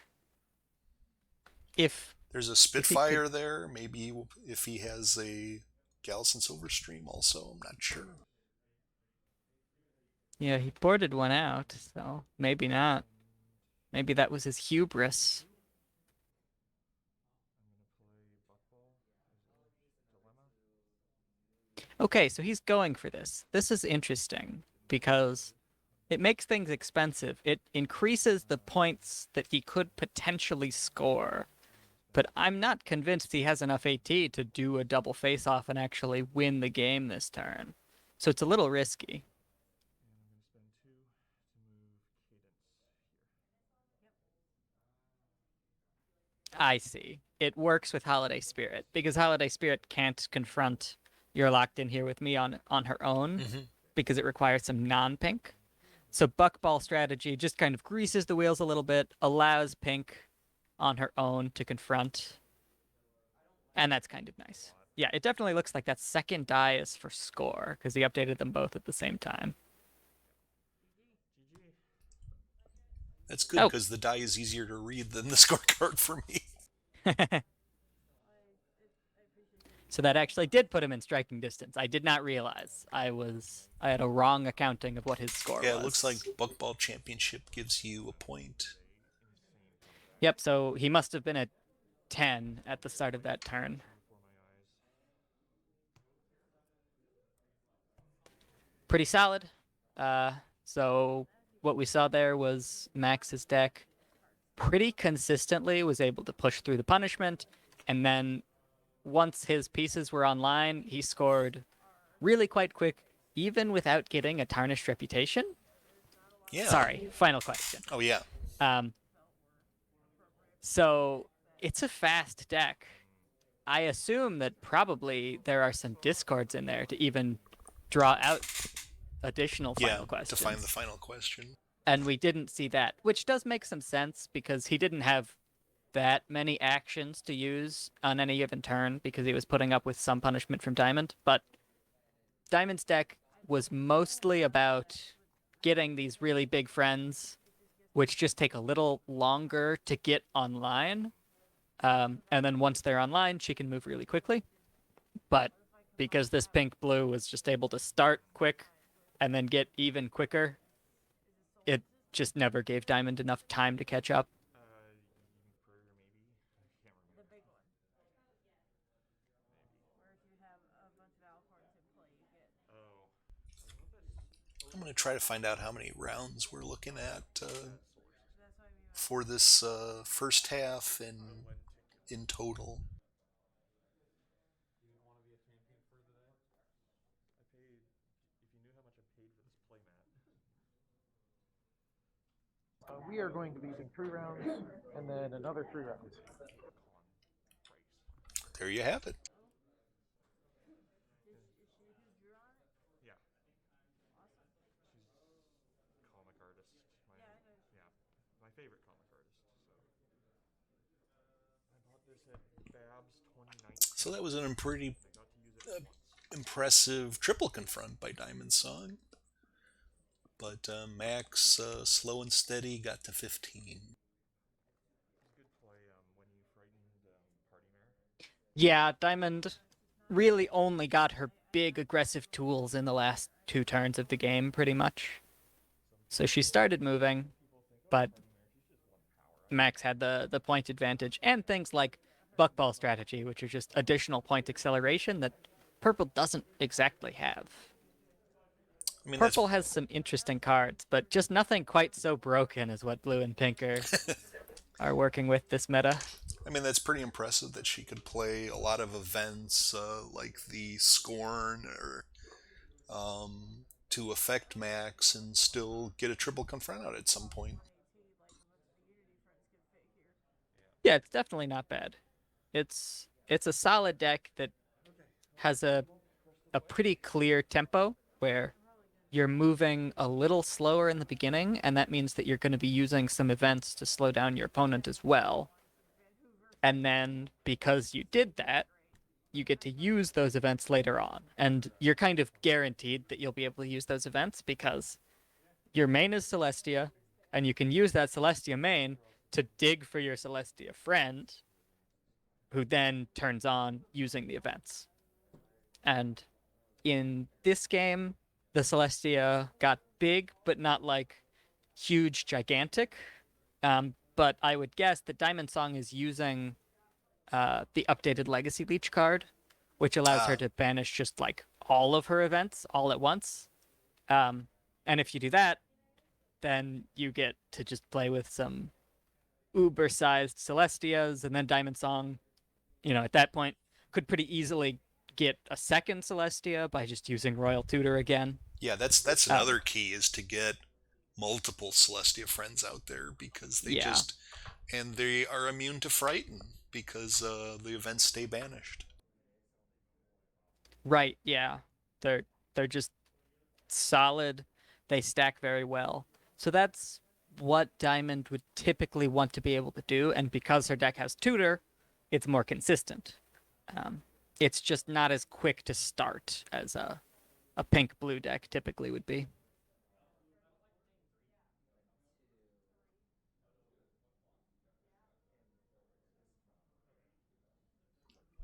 Do you think her deck would benefit from Starlight Glimmer for AT? Yeah, it's a tough question. I would believe it if it was in the deck, just because she is a unicorn. So it's another diggable option. It's the tempo is tough, because you don't really need AT generation in the later game when you have some really big stonking Celestias. But I mean that Glimmer's pretty good. I would think that probably it's in the deck just because, you know, using the immediate effect on Glimmer doesn't prevent you from actually using her 3 strength to confront. Um, so like for a tempo deck, if you get her early enough, I think it could be pretty solid. But now for the important thing, there's a plush on the screen. Yeah, but that plush doesn't correspond to any cards because she's in the wrong generation.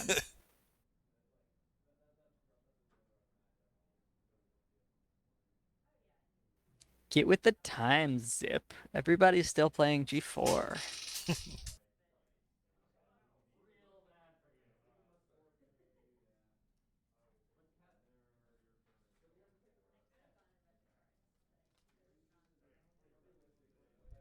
Bye. Whoa.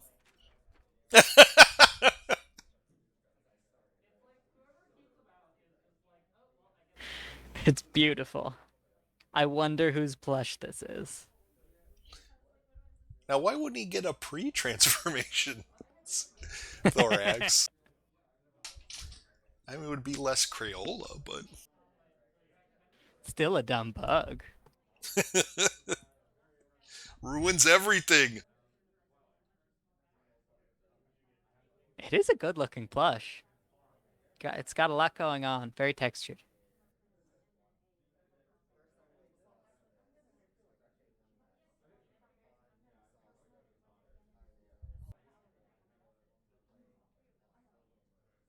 We actually have not seen any dumb Crayola bug get played That's in this true. tournament yet.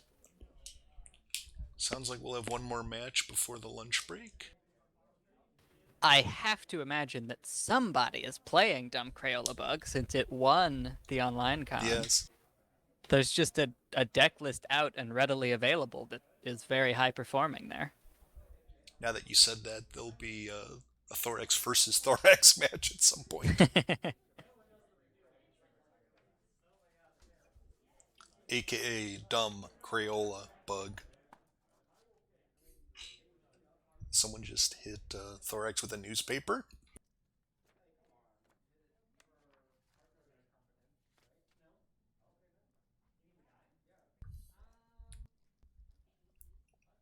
The beatings will Man, continue. until morale improves. Far be it from Thorax to ever have had low morale.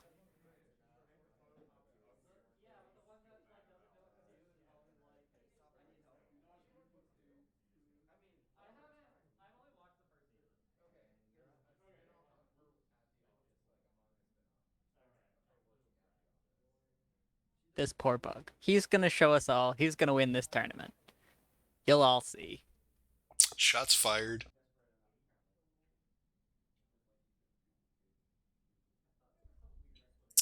You heard it here, first viewers. Josh has reactive hot takes that are not based on the game.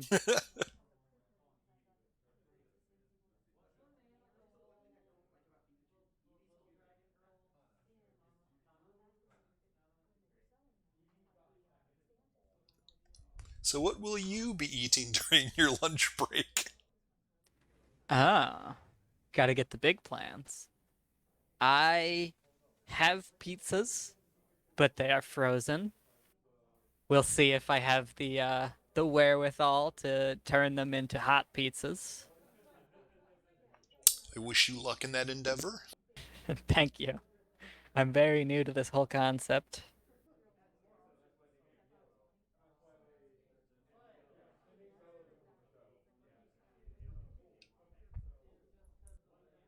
It looks like it's a sizable lunch break. Is that 2 hours?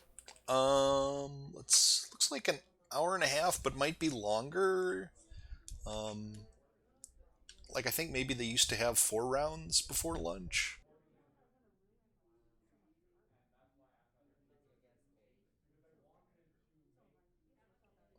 So yeah, maybe that'll be longer than usual.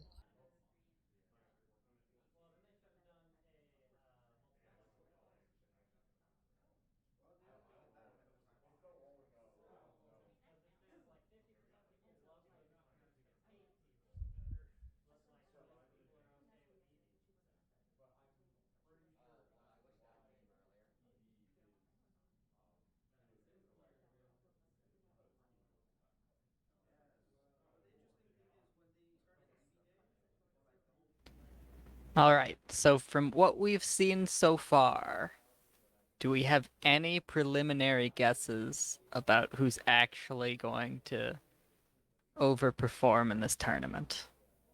I don't think we've seen any stunning upsets in the first two. Our first match was pretty evenly matched and they went 1-1. And then the second one, we had a more, you know, well-known deck that's already done well in some tournaments up against a more up-and-comer deck that's a little less known, and the more well-known one did manage to win. So I'm not sure. What do we think about Cadence's odds against Bugle or Pancakes decks? Well, that's the thing. Two types that I don't think have won in recent memory have been Reanimator and Chaos Control. And how are those going to do this year? I mean, Yeah, they seem to be a lot of people believing in them. So yeah, people are making big bets on both. I am a bit surprised given how dominant aggro had previously been. But, of course, chaotic control has this kind of big advantage versus aggro, which is that aggro is starting a lot of face-offs and tries to run really fast, but chaotic control gets a lot of its value for free, kind of incidentally using those flips. So I could see how if you build the deck right, then you're gonna have answers to aggro where you can always kind of keep up. And then Reanimator, the key is that Luna Midnight. If you get Luna Midnight out, then you've got a response to aggro and you can kind of keep the game slower and overcome those kind of lower impact quick cards that a deck like Cadence is playing. I definitely could see them both doing pretty well here. Now, just by sheer odds, the chaotic control is likely to do better because two people are playing it. Whereas Bugle is, at least from what we're aware of so far, he's on his own playing Reanimator. But I would certainly not be surprised if there were other people that were playing Reanimator, which is a little more well known of an archetype. And this Chaos Control is usually pretty hard to play. So I actually would be surprised if we saw anybody but Cheese or Grandpa's playing that one.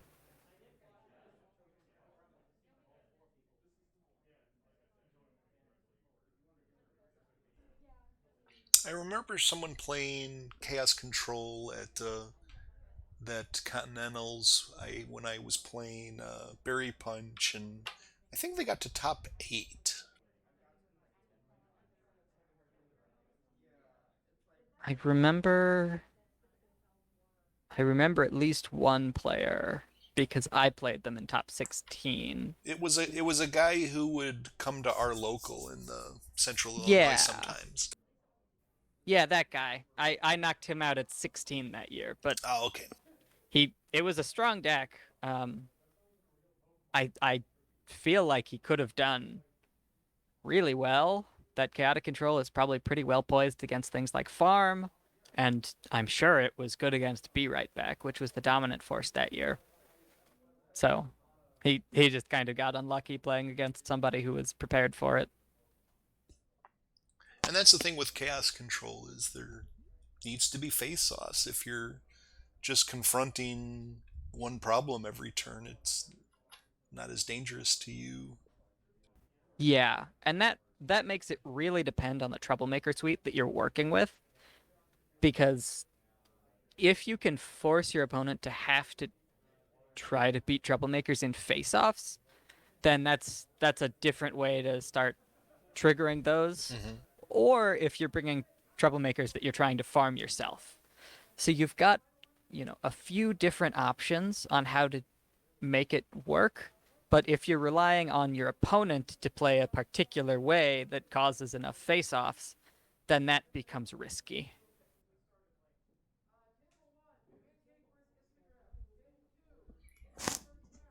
And what's good at things troublemakers without invoking face-offs is yellow. Yeah, and yellow has seen a lot of play recently, for sure. So that's actually a really interesting thing about this newer chaotic deck, is that it starts its own face-offs with the Flurry Heart. Oh yes. So the orange pink Flurry Heart starts face-offs. She almost doesn't do anything if you win the face-off. It's basically a draw. You get to put one card that you flipped into your hand. So you do a face-off. If you lose, nothing happens. If you win, you draw one card. Which is fine. It's basically you're gonna draw on average at least half the time for playing this card, but she's a 4/4, so that's not really that strong. But it lets you start face-offs every turn, and looking And at it, she's not unique, so maybe more than one. and it also has 3 staffs, I believe. Exactly, yeah. So you've got Flurry Heart and you've got Staff, and then later in the game, I'm sure this deck does start to double face-off once it takes off. I guess it could just use Mistmane. I'm not sure. It certainly has Mistmane. I'm just not sure if it ever would decide that it wants to double face off on its own. Since it's a bodyguard deck, it might choose to say, hey, I'm just going to camp out with my million tokens and never start a face off. That might be Grandpa's on the left. Well, that playmat gives it away as paws or cheese, and it looks like paws, yeah, by just the bits of person we can see. All right. Smithers. Smithers playing Dumb Crayola Bug. That is the type of content we are looking for here. How are you feeling, by the way? And not playing Bluna somehow. I am also sorry. He has decided this year to play within the rules of the game and actually bring a core deck. Totally my fault. You had one sip. You had exactly one sip. If anything, that killed. Okay, that's fair. I like the color of the sleeves Grandpa's has. It's like a seafoam green. I was sterile. Ah, true, yeah. That's what was going on. I don't think I've ever seen this mat of Smithers before, which, not too surprising because I don't play with Smithers much since he's not of this continent. Looks custom and pretty nice. And then, of course, the Sim playmat is quite unique, even though we actually see that image quite a bit because we watch the stream. But it doesn't have an ivory on it. Yeah, take that, Ivory. This is a direct personal insult from Grandpa's to you.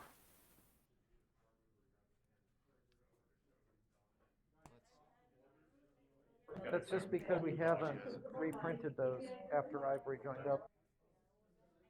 Yeah, I definitely understand that it's probably expensive to make those. And you already have one that's pretty good.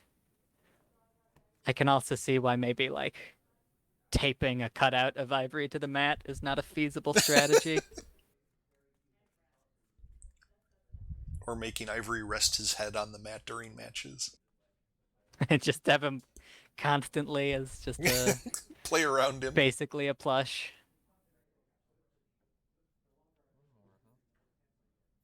I guess that would be one solution, is just to have an Ivory plush rather than Ivory's living head. I suppose that would be acceptable.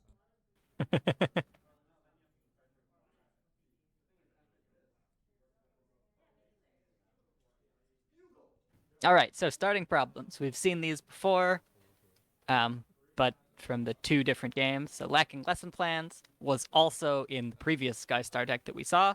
That makes a lot of sense. Skystar can confront a turn 1, and she doesn't have to worry about troublemakers. It's just a pretty good card. And then Buckball strategy, we saw for all of the mains that have not been pay to flip have been using Buckball strategy. There's a reason for that. Buckball strategy is really good if you don't expect to flip immediately.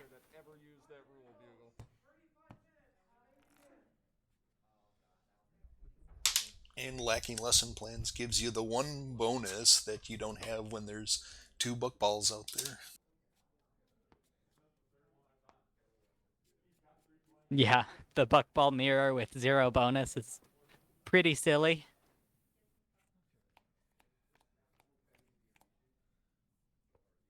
In this case, Smithers is the one that's happier to see the bonus. Smithers will be the deck that's trying to move fast, and Grandpa's will be the deck that's trying to slow down. I see a Bunyip. I see a Shoe Shine on Smithers' side. These are above average cards. These are powerful cards.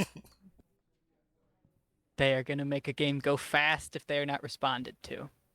However, as we've said, Grandpa's was a top player of a deck very similar to the one that Smithers is playing now.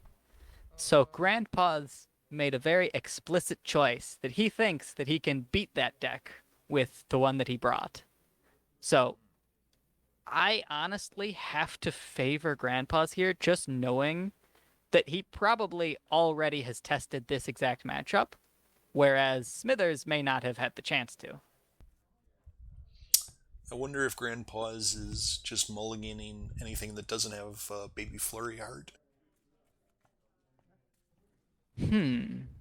I'm not sure what he would look for to begin with. Now, he does actually need entry, so that could be a consideration. He had a staff, but that's not the best way for face-offs because it costs 1 AT.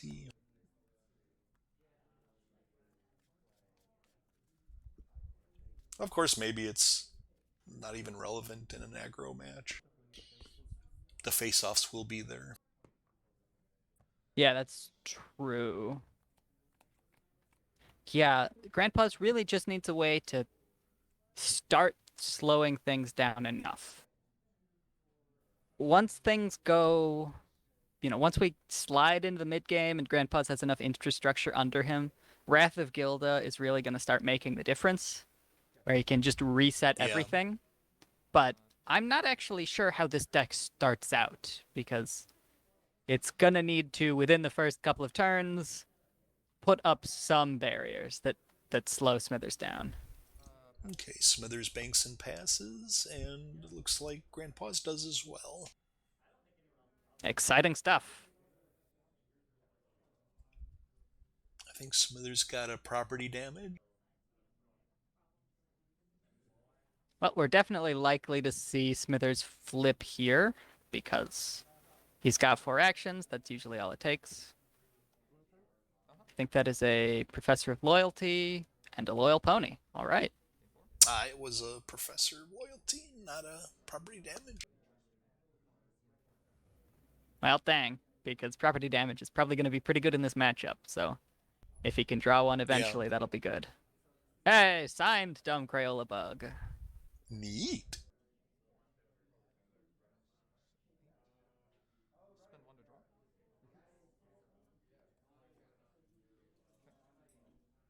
Yeah, I think Smithers has more than one autographed main. Let's drop a flop into play. Pretty cool.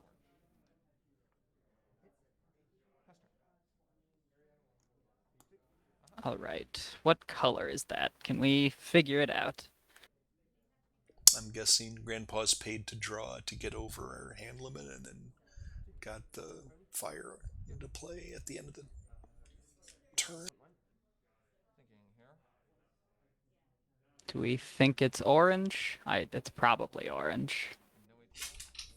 Might be white. I see a clear die on there. Sure. That would pretty much imply he's going for an early bodyguard. So I think that die just has images of cutie marks on it, so it's just really hard for us to figure out from here. It appears Smithers has a Daring Do safari hat on his head. Oh, I just thought it was a silly hat. That's a good catch. Oh, no, orange. Sorry, I'll use the other die. There we go. Okay, Well, yeah, that maybe is a little more visible. Maybe those are apples on that. My turn? Yep. Okay, gain 3, up to 6. Draw. All right, orange definitely makes a lot of sense. Most of Grandpa's cards that are not pink are orange. Is that the 3 bonus problem on Smithers' side? It is, yeah. So it's big. It's 8 for both players, but it has a pretty good effect for Smithers. The first time he moves something there, he can move another thing there for free. So Thorax isn't quite big enough to handle it on his own, but Thorax is 6. So just paying to move and then dragging up a Rainbow Dash would be enough to single confront there. But is Chaos Control going to be able to steal those 3 points? Is the question. That is a huge risk that Smithers has to worry about. So those Gabbies are basically laying the groundwork for exactly that, where they won't necessarily give him a lot of extra power, because they just let him look at more cards and then he has to choose one of them. But it means a lot more flips, which means a lot more shenanigans. So the way that Spike and Gabby works, that Grandpa's played 2 of, is you flip one more card and then you ignore one, which means you ignore its power, but if it had a chaos effect, that chaos effect still triggers. Oh my goodness, I think this exactly works out to a double face-off. That is a lot of strength. All right. Smithers is not choosing to go for it. I don't blame him. Doing the single here is still pretty good, and you're moving the Gabion spikes home, and you're more likely to win here. Any chaos? No chaos, but Grandpa's does flip a 7. I think that's still going to put Smithers up, but they'll do the real math for us. Now, Grandpa's does have 2 actions, and he is a tricksy deck, so he could do something here. Huh? 13, because that's not 2 or less. And he's in orange, which has been known to give you another flip. Or something to exhaust the other side.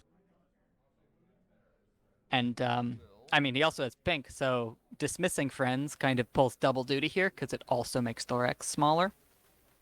So if he has just something like a belly flop, well, no, belly flop isn't good because it would get rid of Gabby.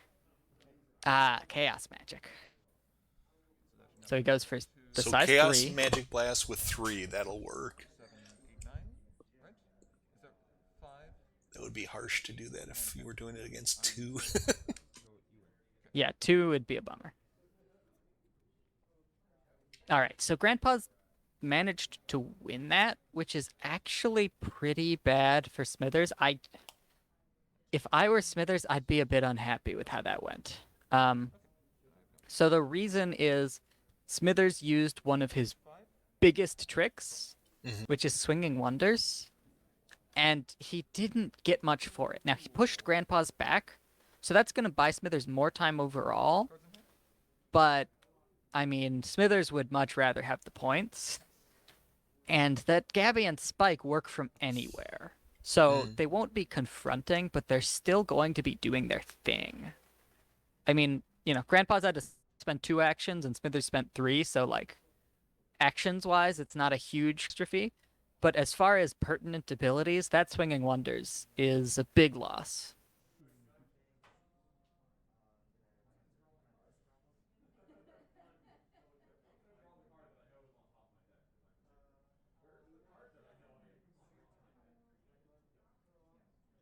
A while ago, Ivory commented that he would have been surprised if Grandpa's actually chose white. I agree. What we've definitely seen here is a lot of orange. Ivory does say that all I could have thought sometimes of. white happens. Oh, go ahead. Oh, that's it. Just Ivory noted that it's not unheard of to start with white, but orange is the more common choice.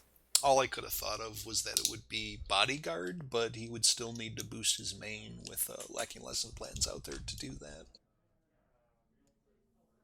Right, you know, that had actually slipped under my radar. Skystar is still not yet flipped, which works because that Gabby and Spike are 1 requirement.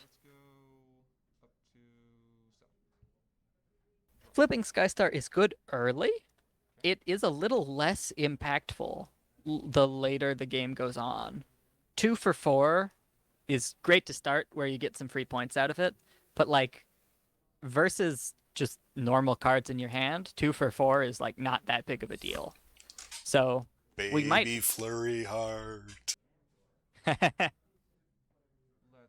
a face-off against Rainbow Dash. Yeah, okay. So honestly, this is starting to look like bad news, because every time Baby Flurry Heart triggers, which is going to be every turn, we're going to see just a deluge of cards. It's going to be Crazy Town. So the way this works is that Grandpa's gets to choose the 7 as the number that is used for the face-off, but all of the cards are still flipped, so he gets to take any of them back with Flurry Heart. So if he wins, and he did, and now he has his Pinky Sense, which was severely lacking before. Yeah, so this is an every turn type of thing where he gets to dig 3 and likely pick any one of them. That's a problem. What Smithers has to hope for is counterplay.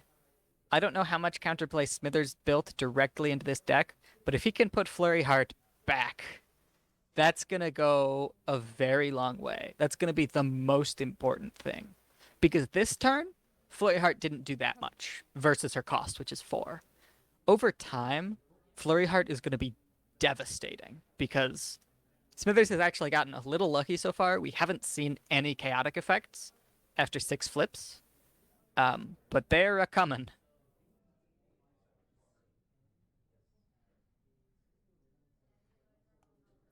So, I'm Smithers. I need a Yona or an unsatisfactory work or something that can frighten a big friend. Yeah, Yona would be great here. The issue is Smithers also can't quite afford to just sit on his tail and wait because his board is one of his more valuable assets. It boosts Thorax. And the more time Grandpa's has, the more he can destroy the board. Grandpa's just showed us his hand there on purpose so that we have a little more information. He's got a lot of tricks. He's also got, I think there is a mysterious disappearance in there, which is not super relevant in this matchup. I saw a Chaos Magic Blast. Chaos Magic Blast is super relevant because with Flurry and Pinky Sense, he can keep flipping that Chaos Magic Blast every time because he can put it on top, flip it, dismiss something, draw it with Flurry Heart, and then do it again later. That is a big problem. That was interesting. We had Yona played to the other problem, probably a moving trick coming soon, but Melted Expectations will take care of Yona for now. And Yeah, Thorax. I'm not familiar with that art. Is that the actual bounce Yona? Do we know? I'm pretty sure it is. Okay. I kind of like the Well. original art better. It looks more crazy. Yeah, so Smithers actually had exactly what he needed, but so did Grandpa's. And Grandpa's is just going to keep accumulating advantages here. Next turn is probably Smithers' big breakaway chance. Oh, double. Oh. Well, Yona is persistent. So this might not be the catastrophe of catastrophes. However, oh no. This is really bad. This Chaos deck has turned on, and unless Smithers can turn it off, problems are done. No, don't do that, Smithers. No. And it looks. I'm the king of missing persistence, so I will not even say anything. Oh no. Well, maybe that was a different Yona. Maybe that wasn't the persistent one. We don't know. It's different art. Uh-oh. Ivory says it is the bounce Yona. But I've been there at a tournament like this, and you start getting flustered when an opponent gets their deck really moving. Yeah, absolutely. Persistent is a hard one to remember because it's passive, and you're just trying to follow the effects that exist on the board, which says, hey, make this go away. You have to go out of your way to replace something.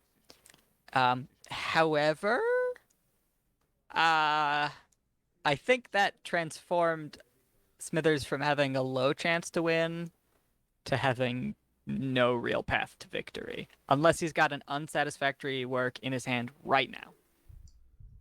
But he didn't before, so he has to top deck it right now. And I'll tell you what goes through my mind when I miss a persistent is someone will do something to get rid of one of my friends, and I will just put that sucker right in the discard pile as if that does not faze me one bit. You do not intimidate me, and then I'm like, oh, I should have done that a little slower. I was too fearless.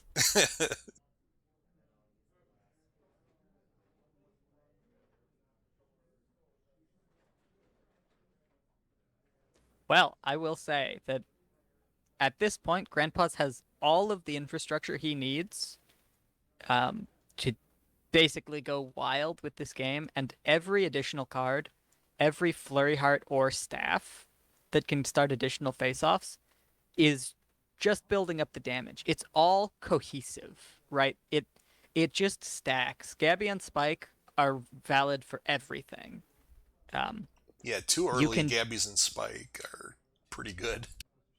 yeah, this is the type of deck where your opponent, in order to have a good shot, needs to have a lot of answers to friends. And honestly, that's not the way this game has been looking for a while. There have been a lot of games where both players can be relatively cordial to each other and let each other play the game and use the friends that they have in their board.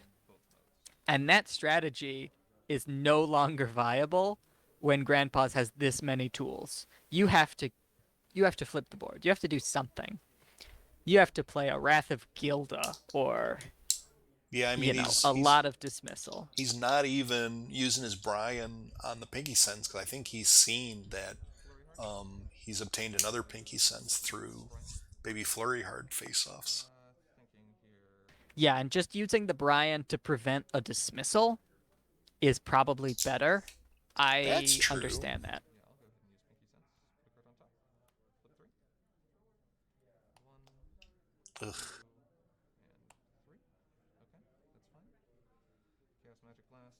Now, does Grandpa's choose to take the bodyguards? Okay. I think the Chaos Magic Blast is probably still better, but he might go for the bodyguards. Magic Blast into my hand. Okay. So, bodyguards is a really good card, but it's best with Wrath of Gilda, which at this point seems unnecessary because Grandpa's board is so much better. Well, the thing with Wrath of Gilda is it frightens the bodyguard before it creates the tokens. Oh, right. That's a good point. Yep, then I guess bodyguard is best for this type of board state where you're just over time plinking away at your opponent. Yeah, getting unicorns into play, whether for prepared or just as power at a problem. But at this point, just keeping his game plan going of being able to continually use Chaos Magic Blast every turn is what he needs. And he's unlikely to draw a new Chaos Magic Blast because he's already seen 2. So he just wants to maintain that. Now he's played 2 Melted Expectations, and they've worked really, really well. Yeah, Melted Expectation is probably the single best trick in this matchup. Other tricks are more permanent, but Grandpa's has a lot of permanent removal options here that happen slowly over time. Melted Expectation just buys Grandpa's time and turns off Thorax, which is otherwise very hard to do. So the fact that Grandpa's also got that is pretty solid. Motivational speech. Name purple. Grandpa's looking into white, I must assume. Go for 1. Pass. 2, 3, 4, 5, 6, 7, 8 cards in hand. I think the scores are pretty similar at this point. So if Smithers has any option... Yeah, I think Smithers is in the lead still. Oh. Is it 4 to 5? Or... is Smithers at 6 and we've been getting 4 actions this whole time? I wouldn't be surprised that I missed that. Got it. Understood. It just looks a little farther along the slider.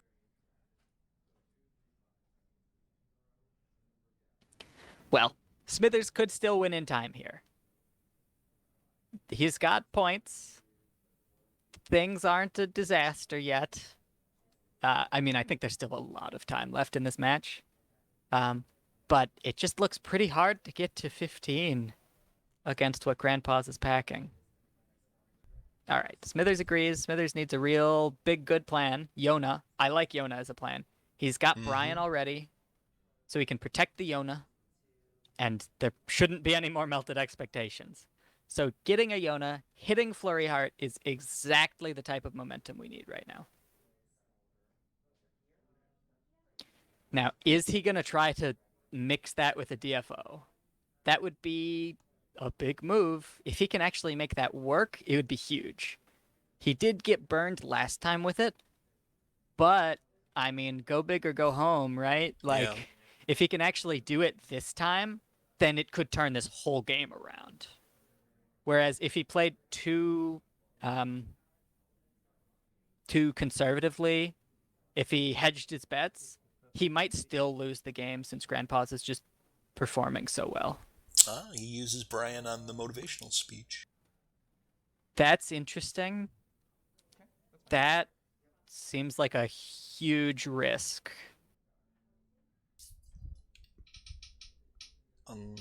Maybe he's worried about mismains. I don't know. Yeah, I'm not sure what color it was, but You know what? I guessed it was white because he took that bodyguard. it could have been purple. If it was Yeah. purple and he was basically saying, "Hey, I have Discord happy trees," then using Brian there is totally correct, like for sure. Hey, Smithers, come on. Get that free move. You know you want it. Free move. Good stuff. Everybody's happy with the free move that you can get for free. It's okay, Smithers. I still love you. Beat Grandpa's anyway.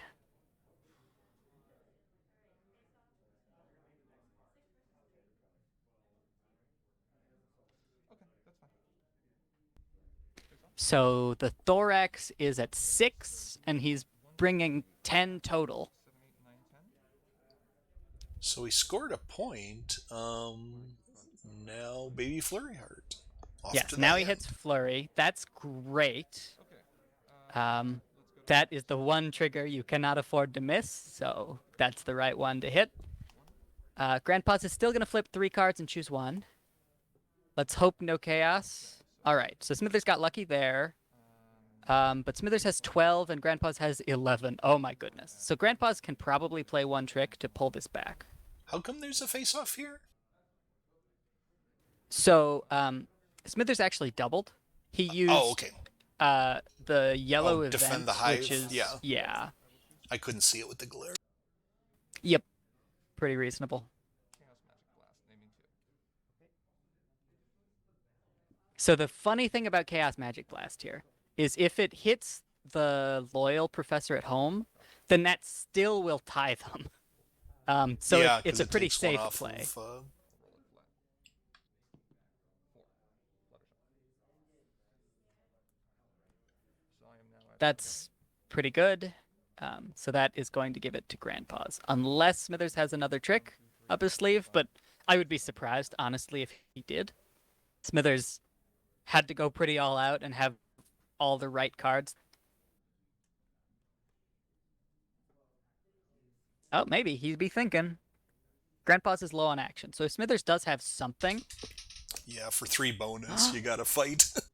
Oh, wow, that's huge. Oh, that just ties them. Oh, that's devastating. Go big or go home. I respect it, but that's devastating. Oh, Grandpa's got the 3 bonus. Yeah, Smithers just flips so much lower.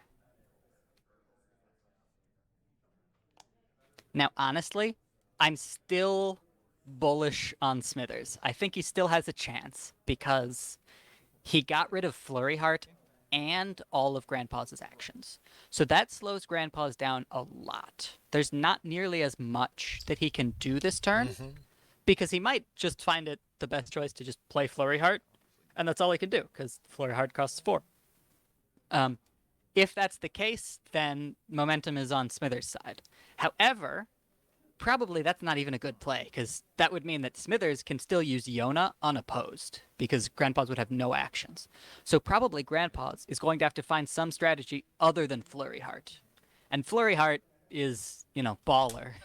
So the fact that Smithers gets to turn off that strategy means that he's got a good chance because that strategy is making good use of those spikes and gabbies, and without that, the spike and gabbies are just not as good.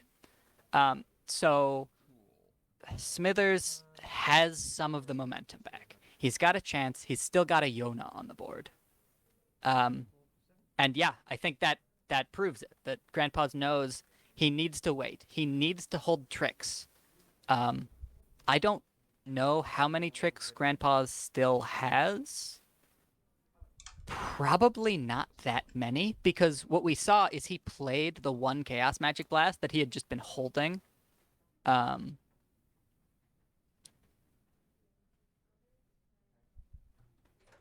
right. What's the one cost orange 4 orange rec exhaust card? One cost 4 orange. Twilight eating fast food. No, immediate. Princess Combo Meal. Yeah, Princess Combo Meal. He may have Princess Combo Meal in his hand or in his deck. That's a good one. All right, so big thing just happened there, really, which is that Grandpa's decided to do one thing, which was food fight. He used one of his few tricks. Belly flop. Sorry, the one that exists in core. Belly flop to hit Loyal Professor, which was Smithers' only blue. So Grandpa's is trying to color lock Smithers. Now, Smithers has missed a few triggers, but I am going to say that probably he chose to allow that to happen. I think that Smithers knows that losing that card is not a big deal because he's got entry in his hand right now. He's got a rushed makeover. So Grandpa's had to make a big, kind of expensive play. Not expensive in actions, but just in potential in hand, because I assume that Grandpa's can't have that many more tricks left. He's not a trick machine. Tricks don't grow on trees. He's already seen like 8 of them.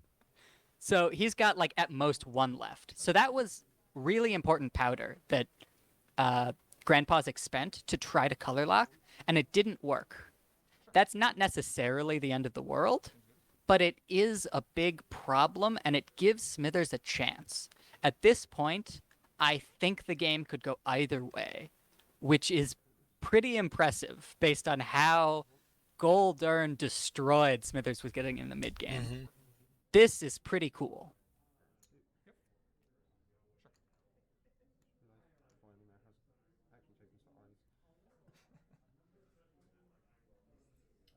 Yeah, for blue, I mean, he got Philly Racers out, which is always good. Yeah. But Shoe Shine, when you don't have a lot of tokens going and your opponent's eating all your friends, Shoe Shine, I guess, isn't as scary. Okay, so these flips are huge.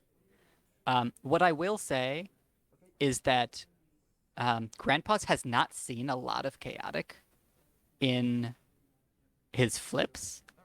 So, well, he's seen a lot of chaotic that he put there specifically. He flipped a Tender Taps. Exactly. Maybe he doesn't have a friend in his discard. I think he only had exactly one, which was the Discord, which ended the face-off. Oh, yeah. So it was a long time coming. Grandpa's has gotten, I think, not amazing luck with flips, but here that was huge because Grandpa's just put that thing in the discard. I don't think he knew the Tender Taps was coming. I think he hoped the Tender Taps was coming.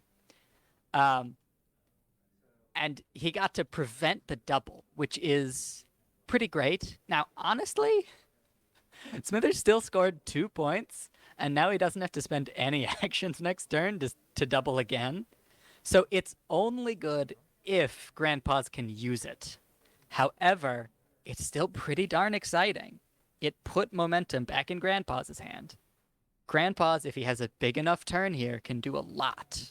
And it's worth noting that Discord is also vexing. So unless Smithers has like a dilemma or something, Grandpa's could also just prevent the double again. And that buys him a lot of time. Boy, Smithers has a lot in his discard pile.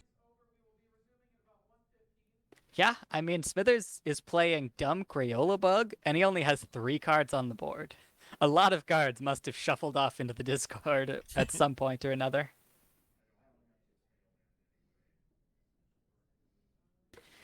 So Grandpa's is doing some math here because this is a big point in this game. This is like his chance to hold on to the momentum that he's been kind of keeping all game. I assume he's going to get rid of the problem. Oh no, he's going to continue to try to color lock. That makes sense. So I don't know how much entry Smithers is playing, but a lot of it has been destroyed at this point. So there's a chance that Smithers may have to try to play the rest of this game mono, which would suck. And that's the other thing, is that sometimes a color lock, I mean, maybe you don't have anything that devastating in blue, but sometimes you'll have like yellow and blue friends, and you're like, now this friend is useless in my hand. Yeah, it can be a really big problem. Thorax can at least play in one color, so it's not the end of the world, depending on what is in Smithers' hand right now. Now, Grandpa's, the other ability that he used with Smile Song was to get Tender Taps back. That is huge, because that's going to allow him to keep using this same Discord, because he can use it as Vexing, and then he can bring it back with Tender Taps later, and potentially end another face-off. Well, almost definitionally. Or block a double confront. Exactly. So that said, there are dilemmas.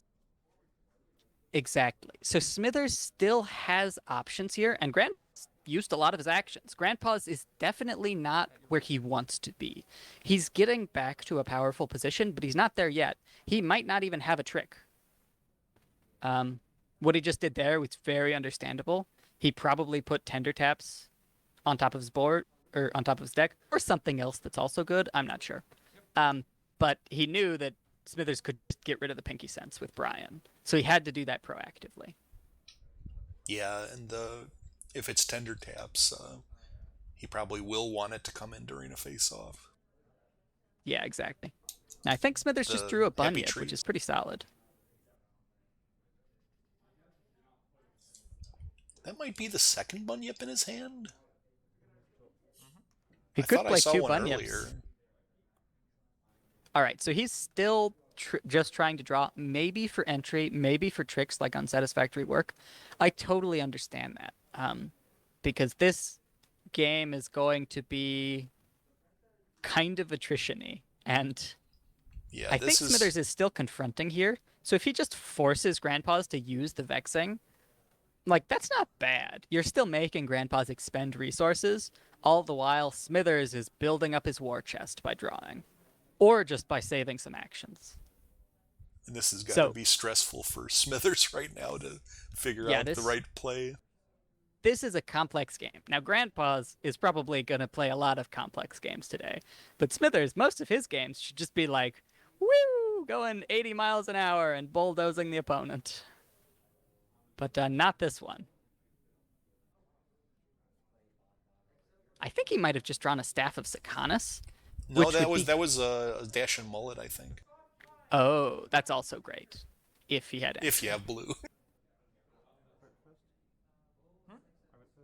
So Smithers still has 3 actions. I think banking is perfectly acceptable as long as he's confronting that problem. I don't actually remember if it's 5 or 6. Oh, he does have entry.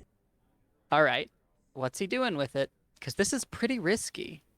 If he's just playing the Shoe Shine, it could work, but it's risky. Oh, also Bunyip? Nah, it's pretty solid.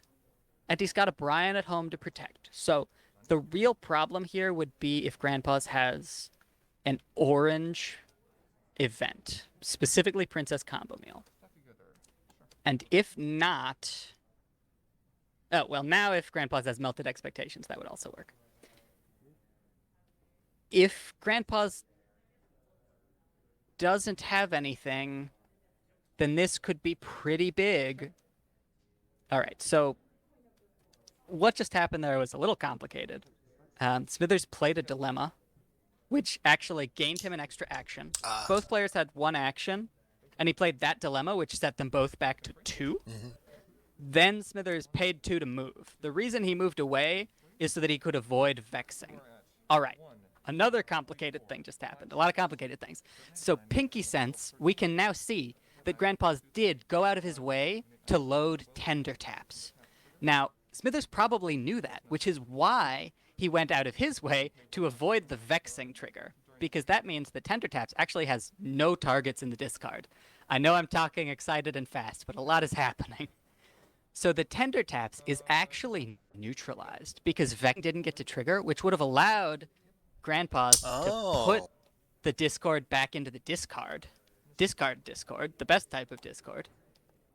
So there, it was actually a really big play, but it was risky because he gave Grandpa's another action, which could have allowed Grandpa's to play an event that he otherwise wasn't able to afford. And, what costs 2 AT is Chaos Magic Blast. Chaos Magic Blast. Or Melted Expectations. Yeah, so I Smithers made a good call there because Chaos Magic Blast actually would have been okay because Smithers had the Brian at home, which could protect anything. But Melted Expectations, if Grandpa's had seen his third Melted Expectations, it would have been a catastrophe. However, probably he didn't have that because if he did, he probably just would have saved 2 actions to begin with. You know, you have to think, if Grandpa's had a Melted Expectations, he would have planned to use it. I think I took those out.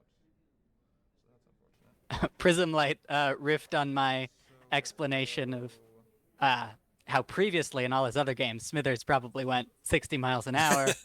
In this game, it's 60 miles an hour straight to a tree. For sure. This has been a constant struggle just to make any progress. Prism also comes through with the Princess Combo Meal title I needed earlier. Yep. All right, so we just got a concession by Grandpa's. Smithers. I'm not sure if it's related to time. I think there's a little bit of time left in this game. I think it's just because that last play from Smithers to actually get a double, even though Grandpa's basically had it all on lock. He had the Vexing Discord. He had a plan. Smithers was able to work around it and get a double, and he went up to 12 or 13 points, something like that.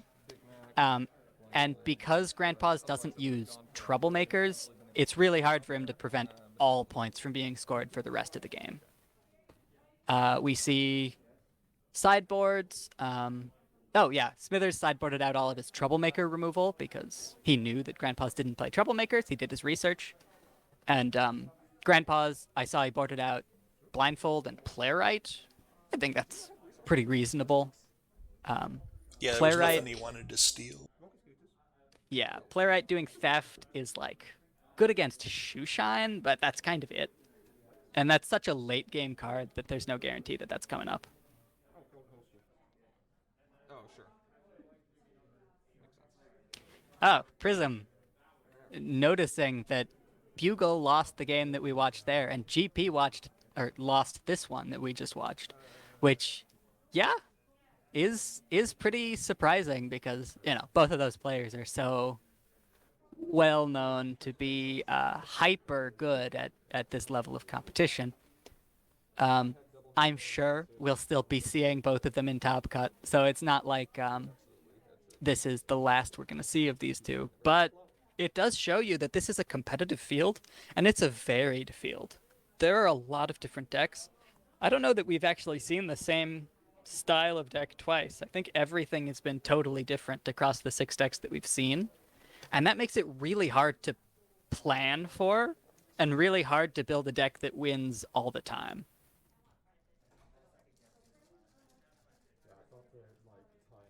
What I do want to say about that match in particular is not only did I see why Grandpa's thinks he can beat Dumb Crayola Bug, because he really has the tools. I mean, he got a lockdown.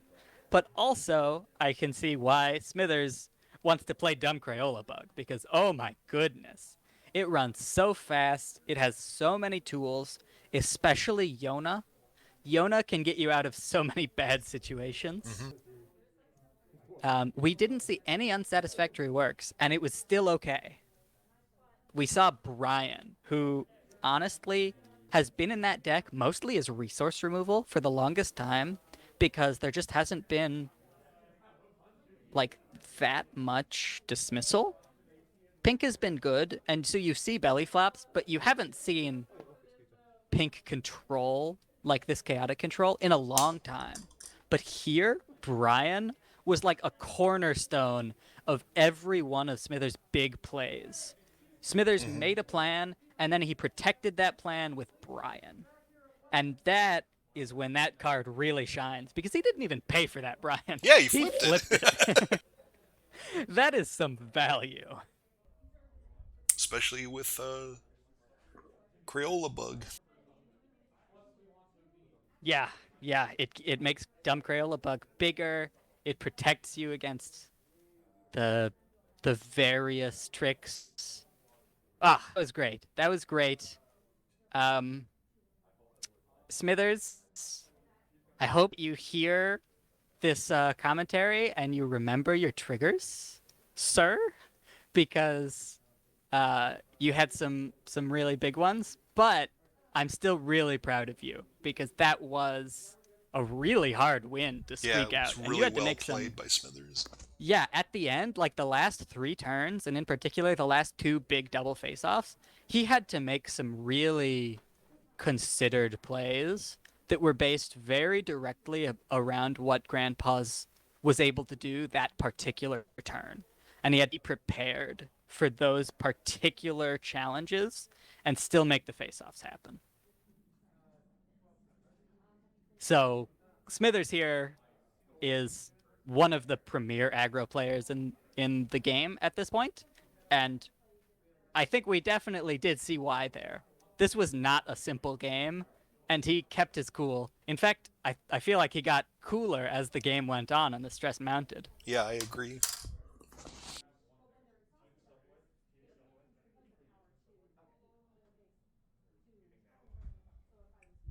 But I believe that is going to be the 3 matches before the lunch break.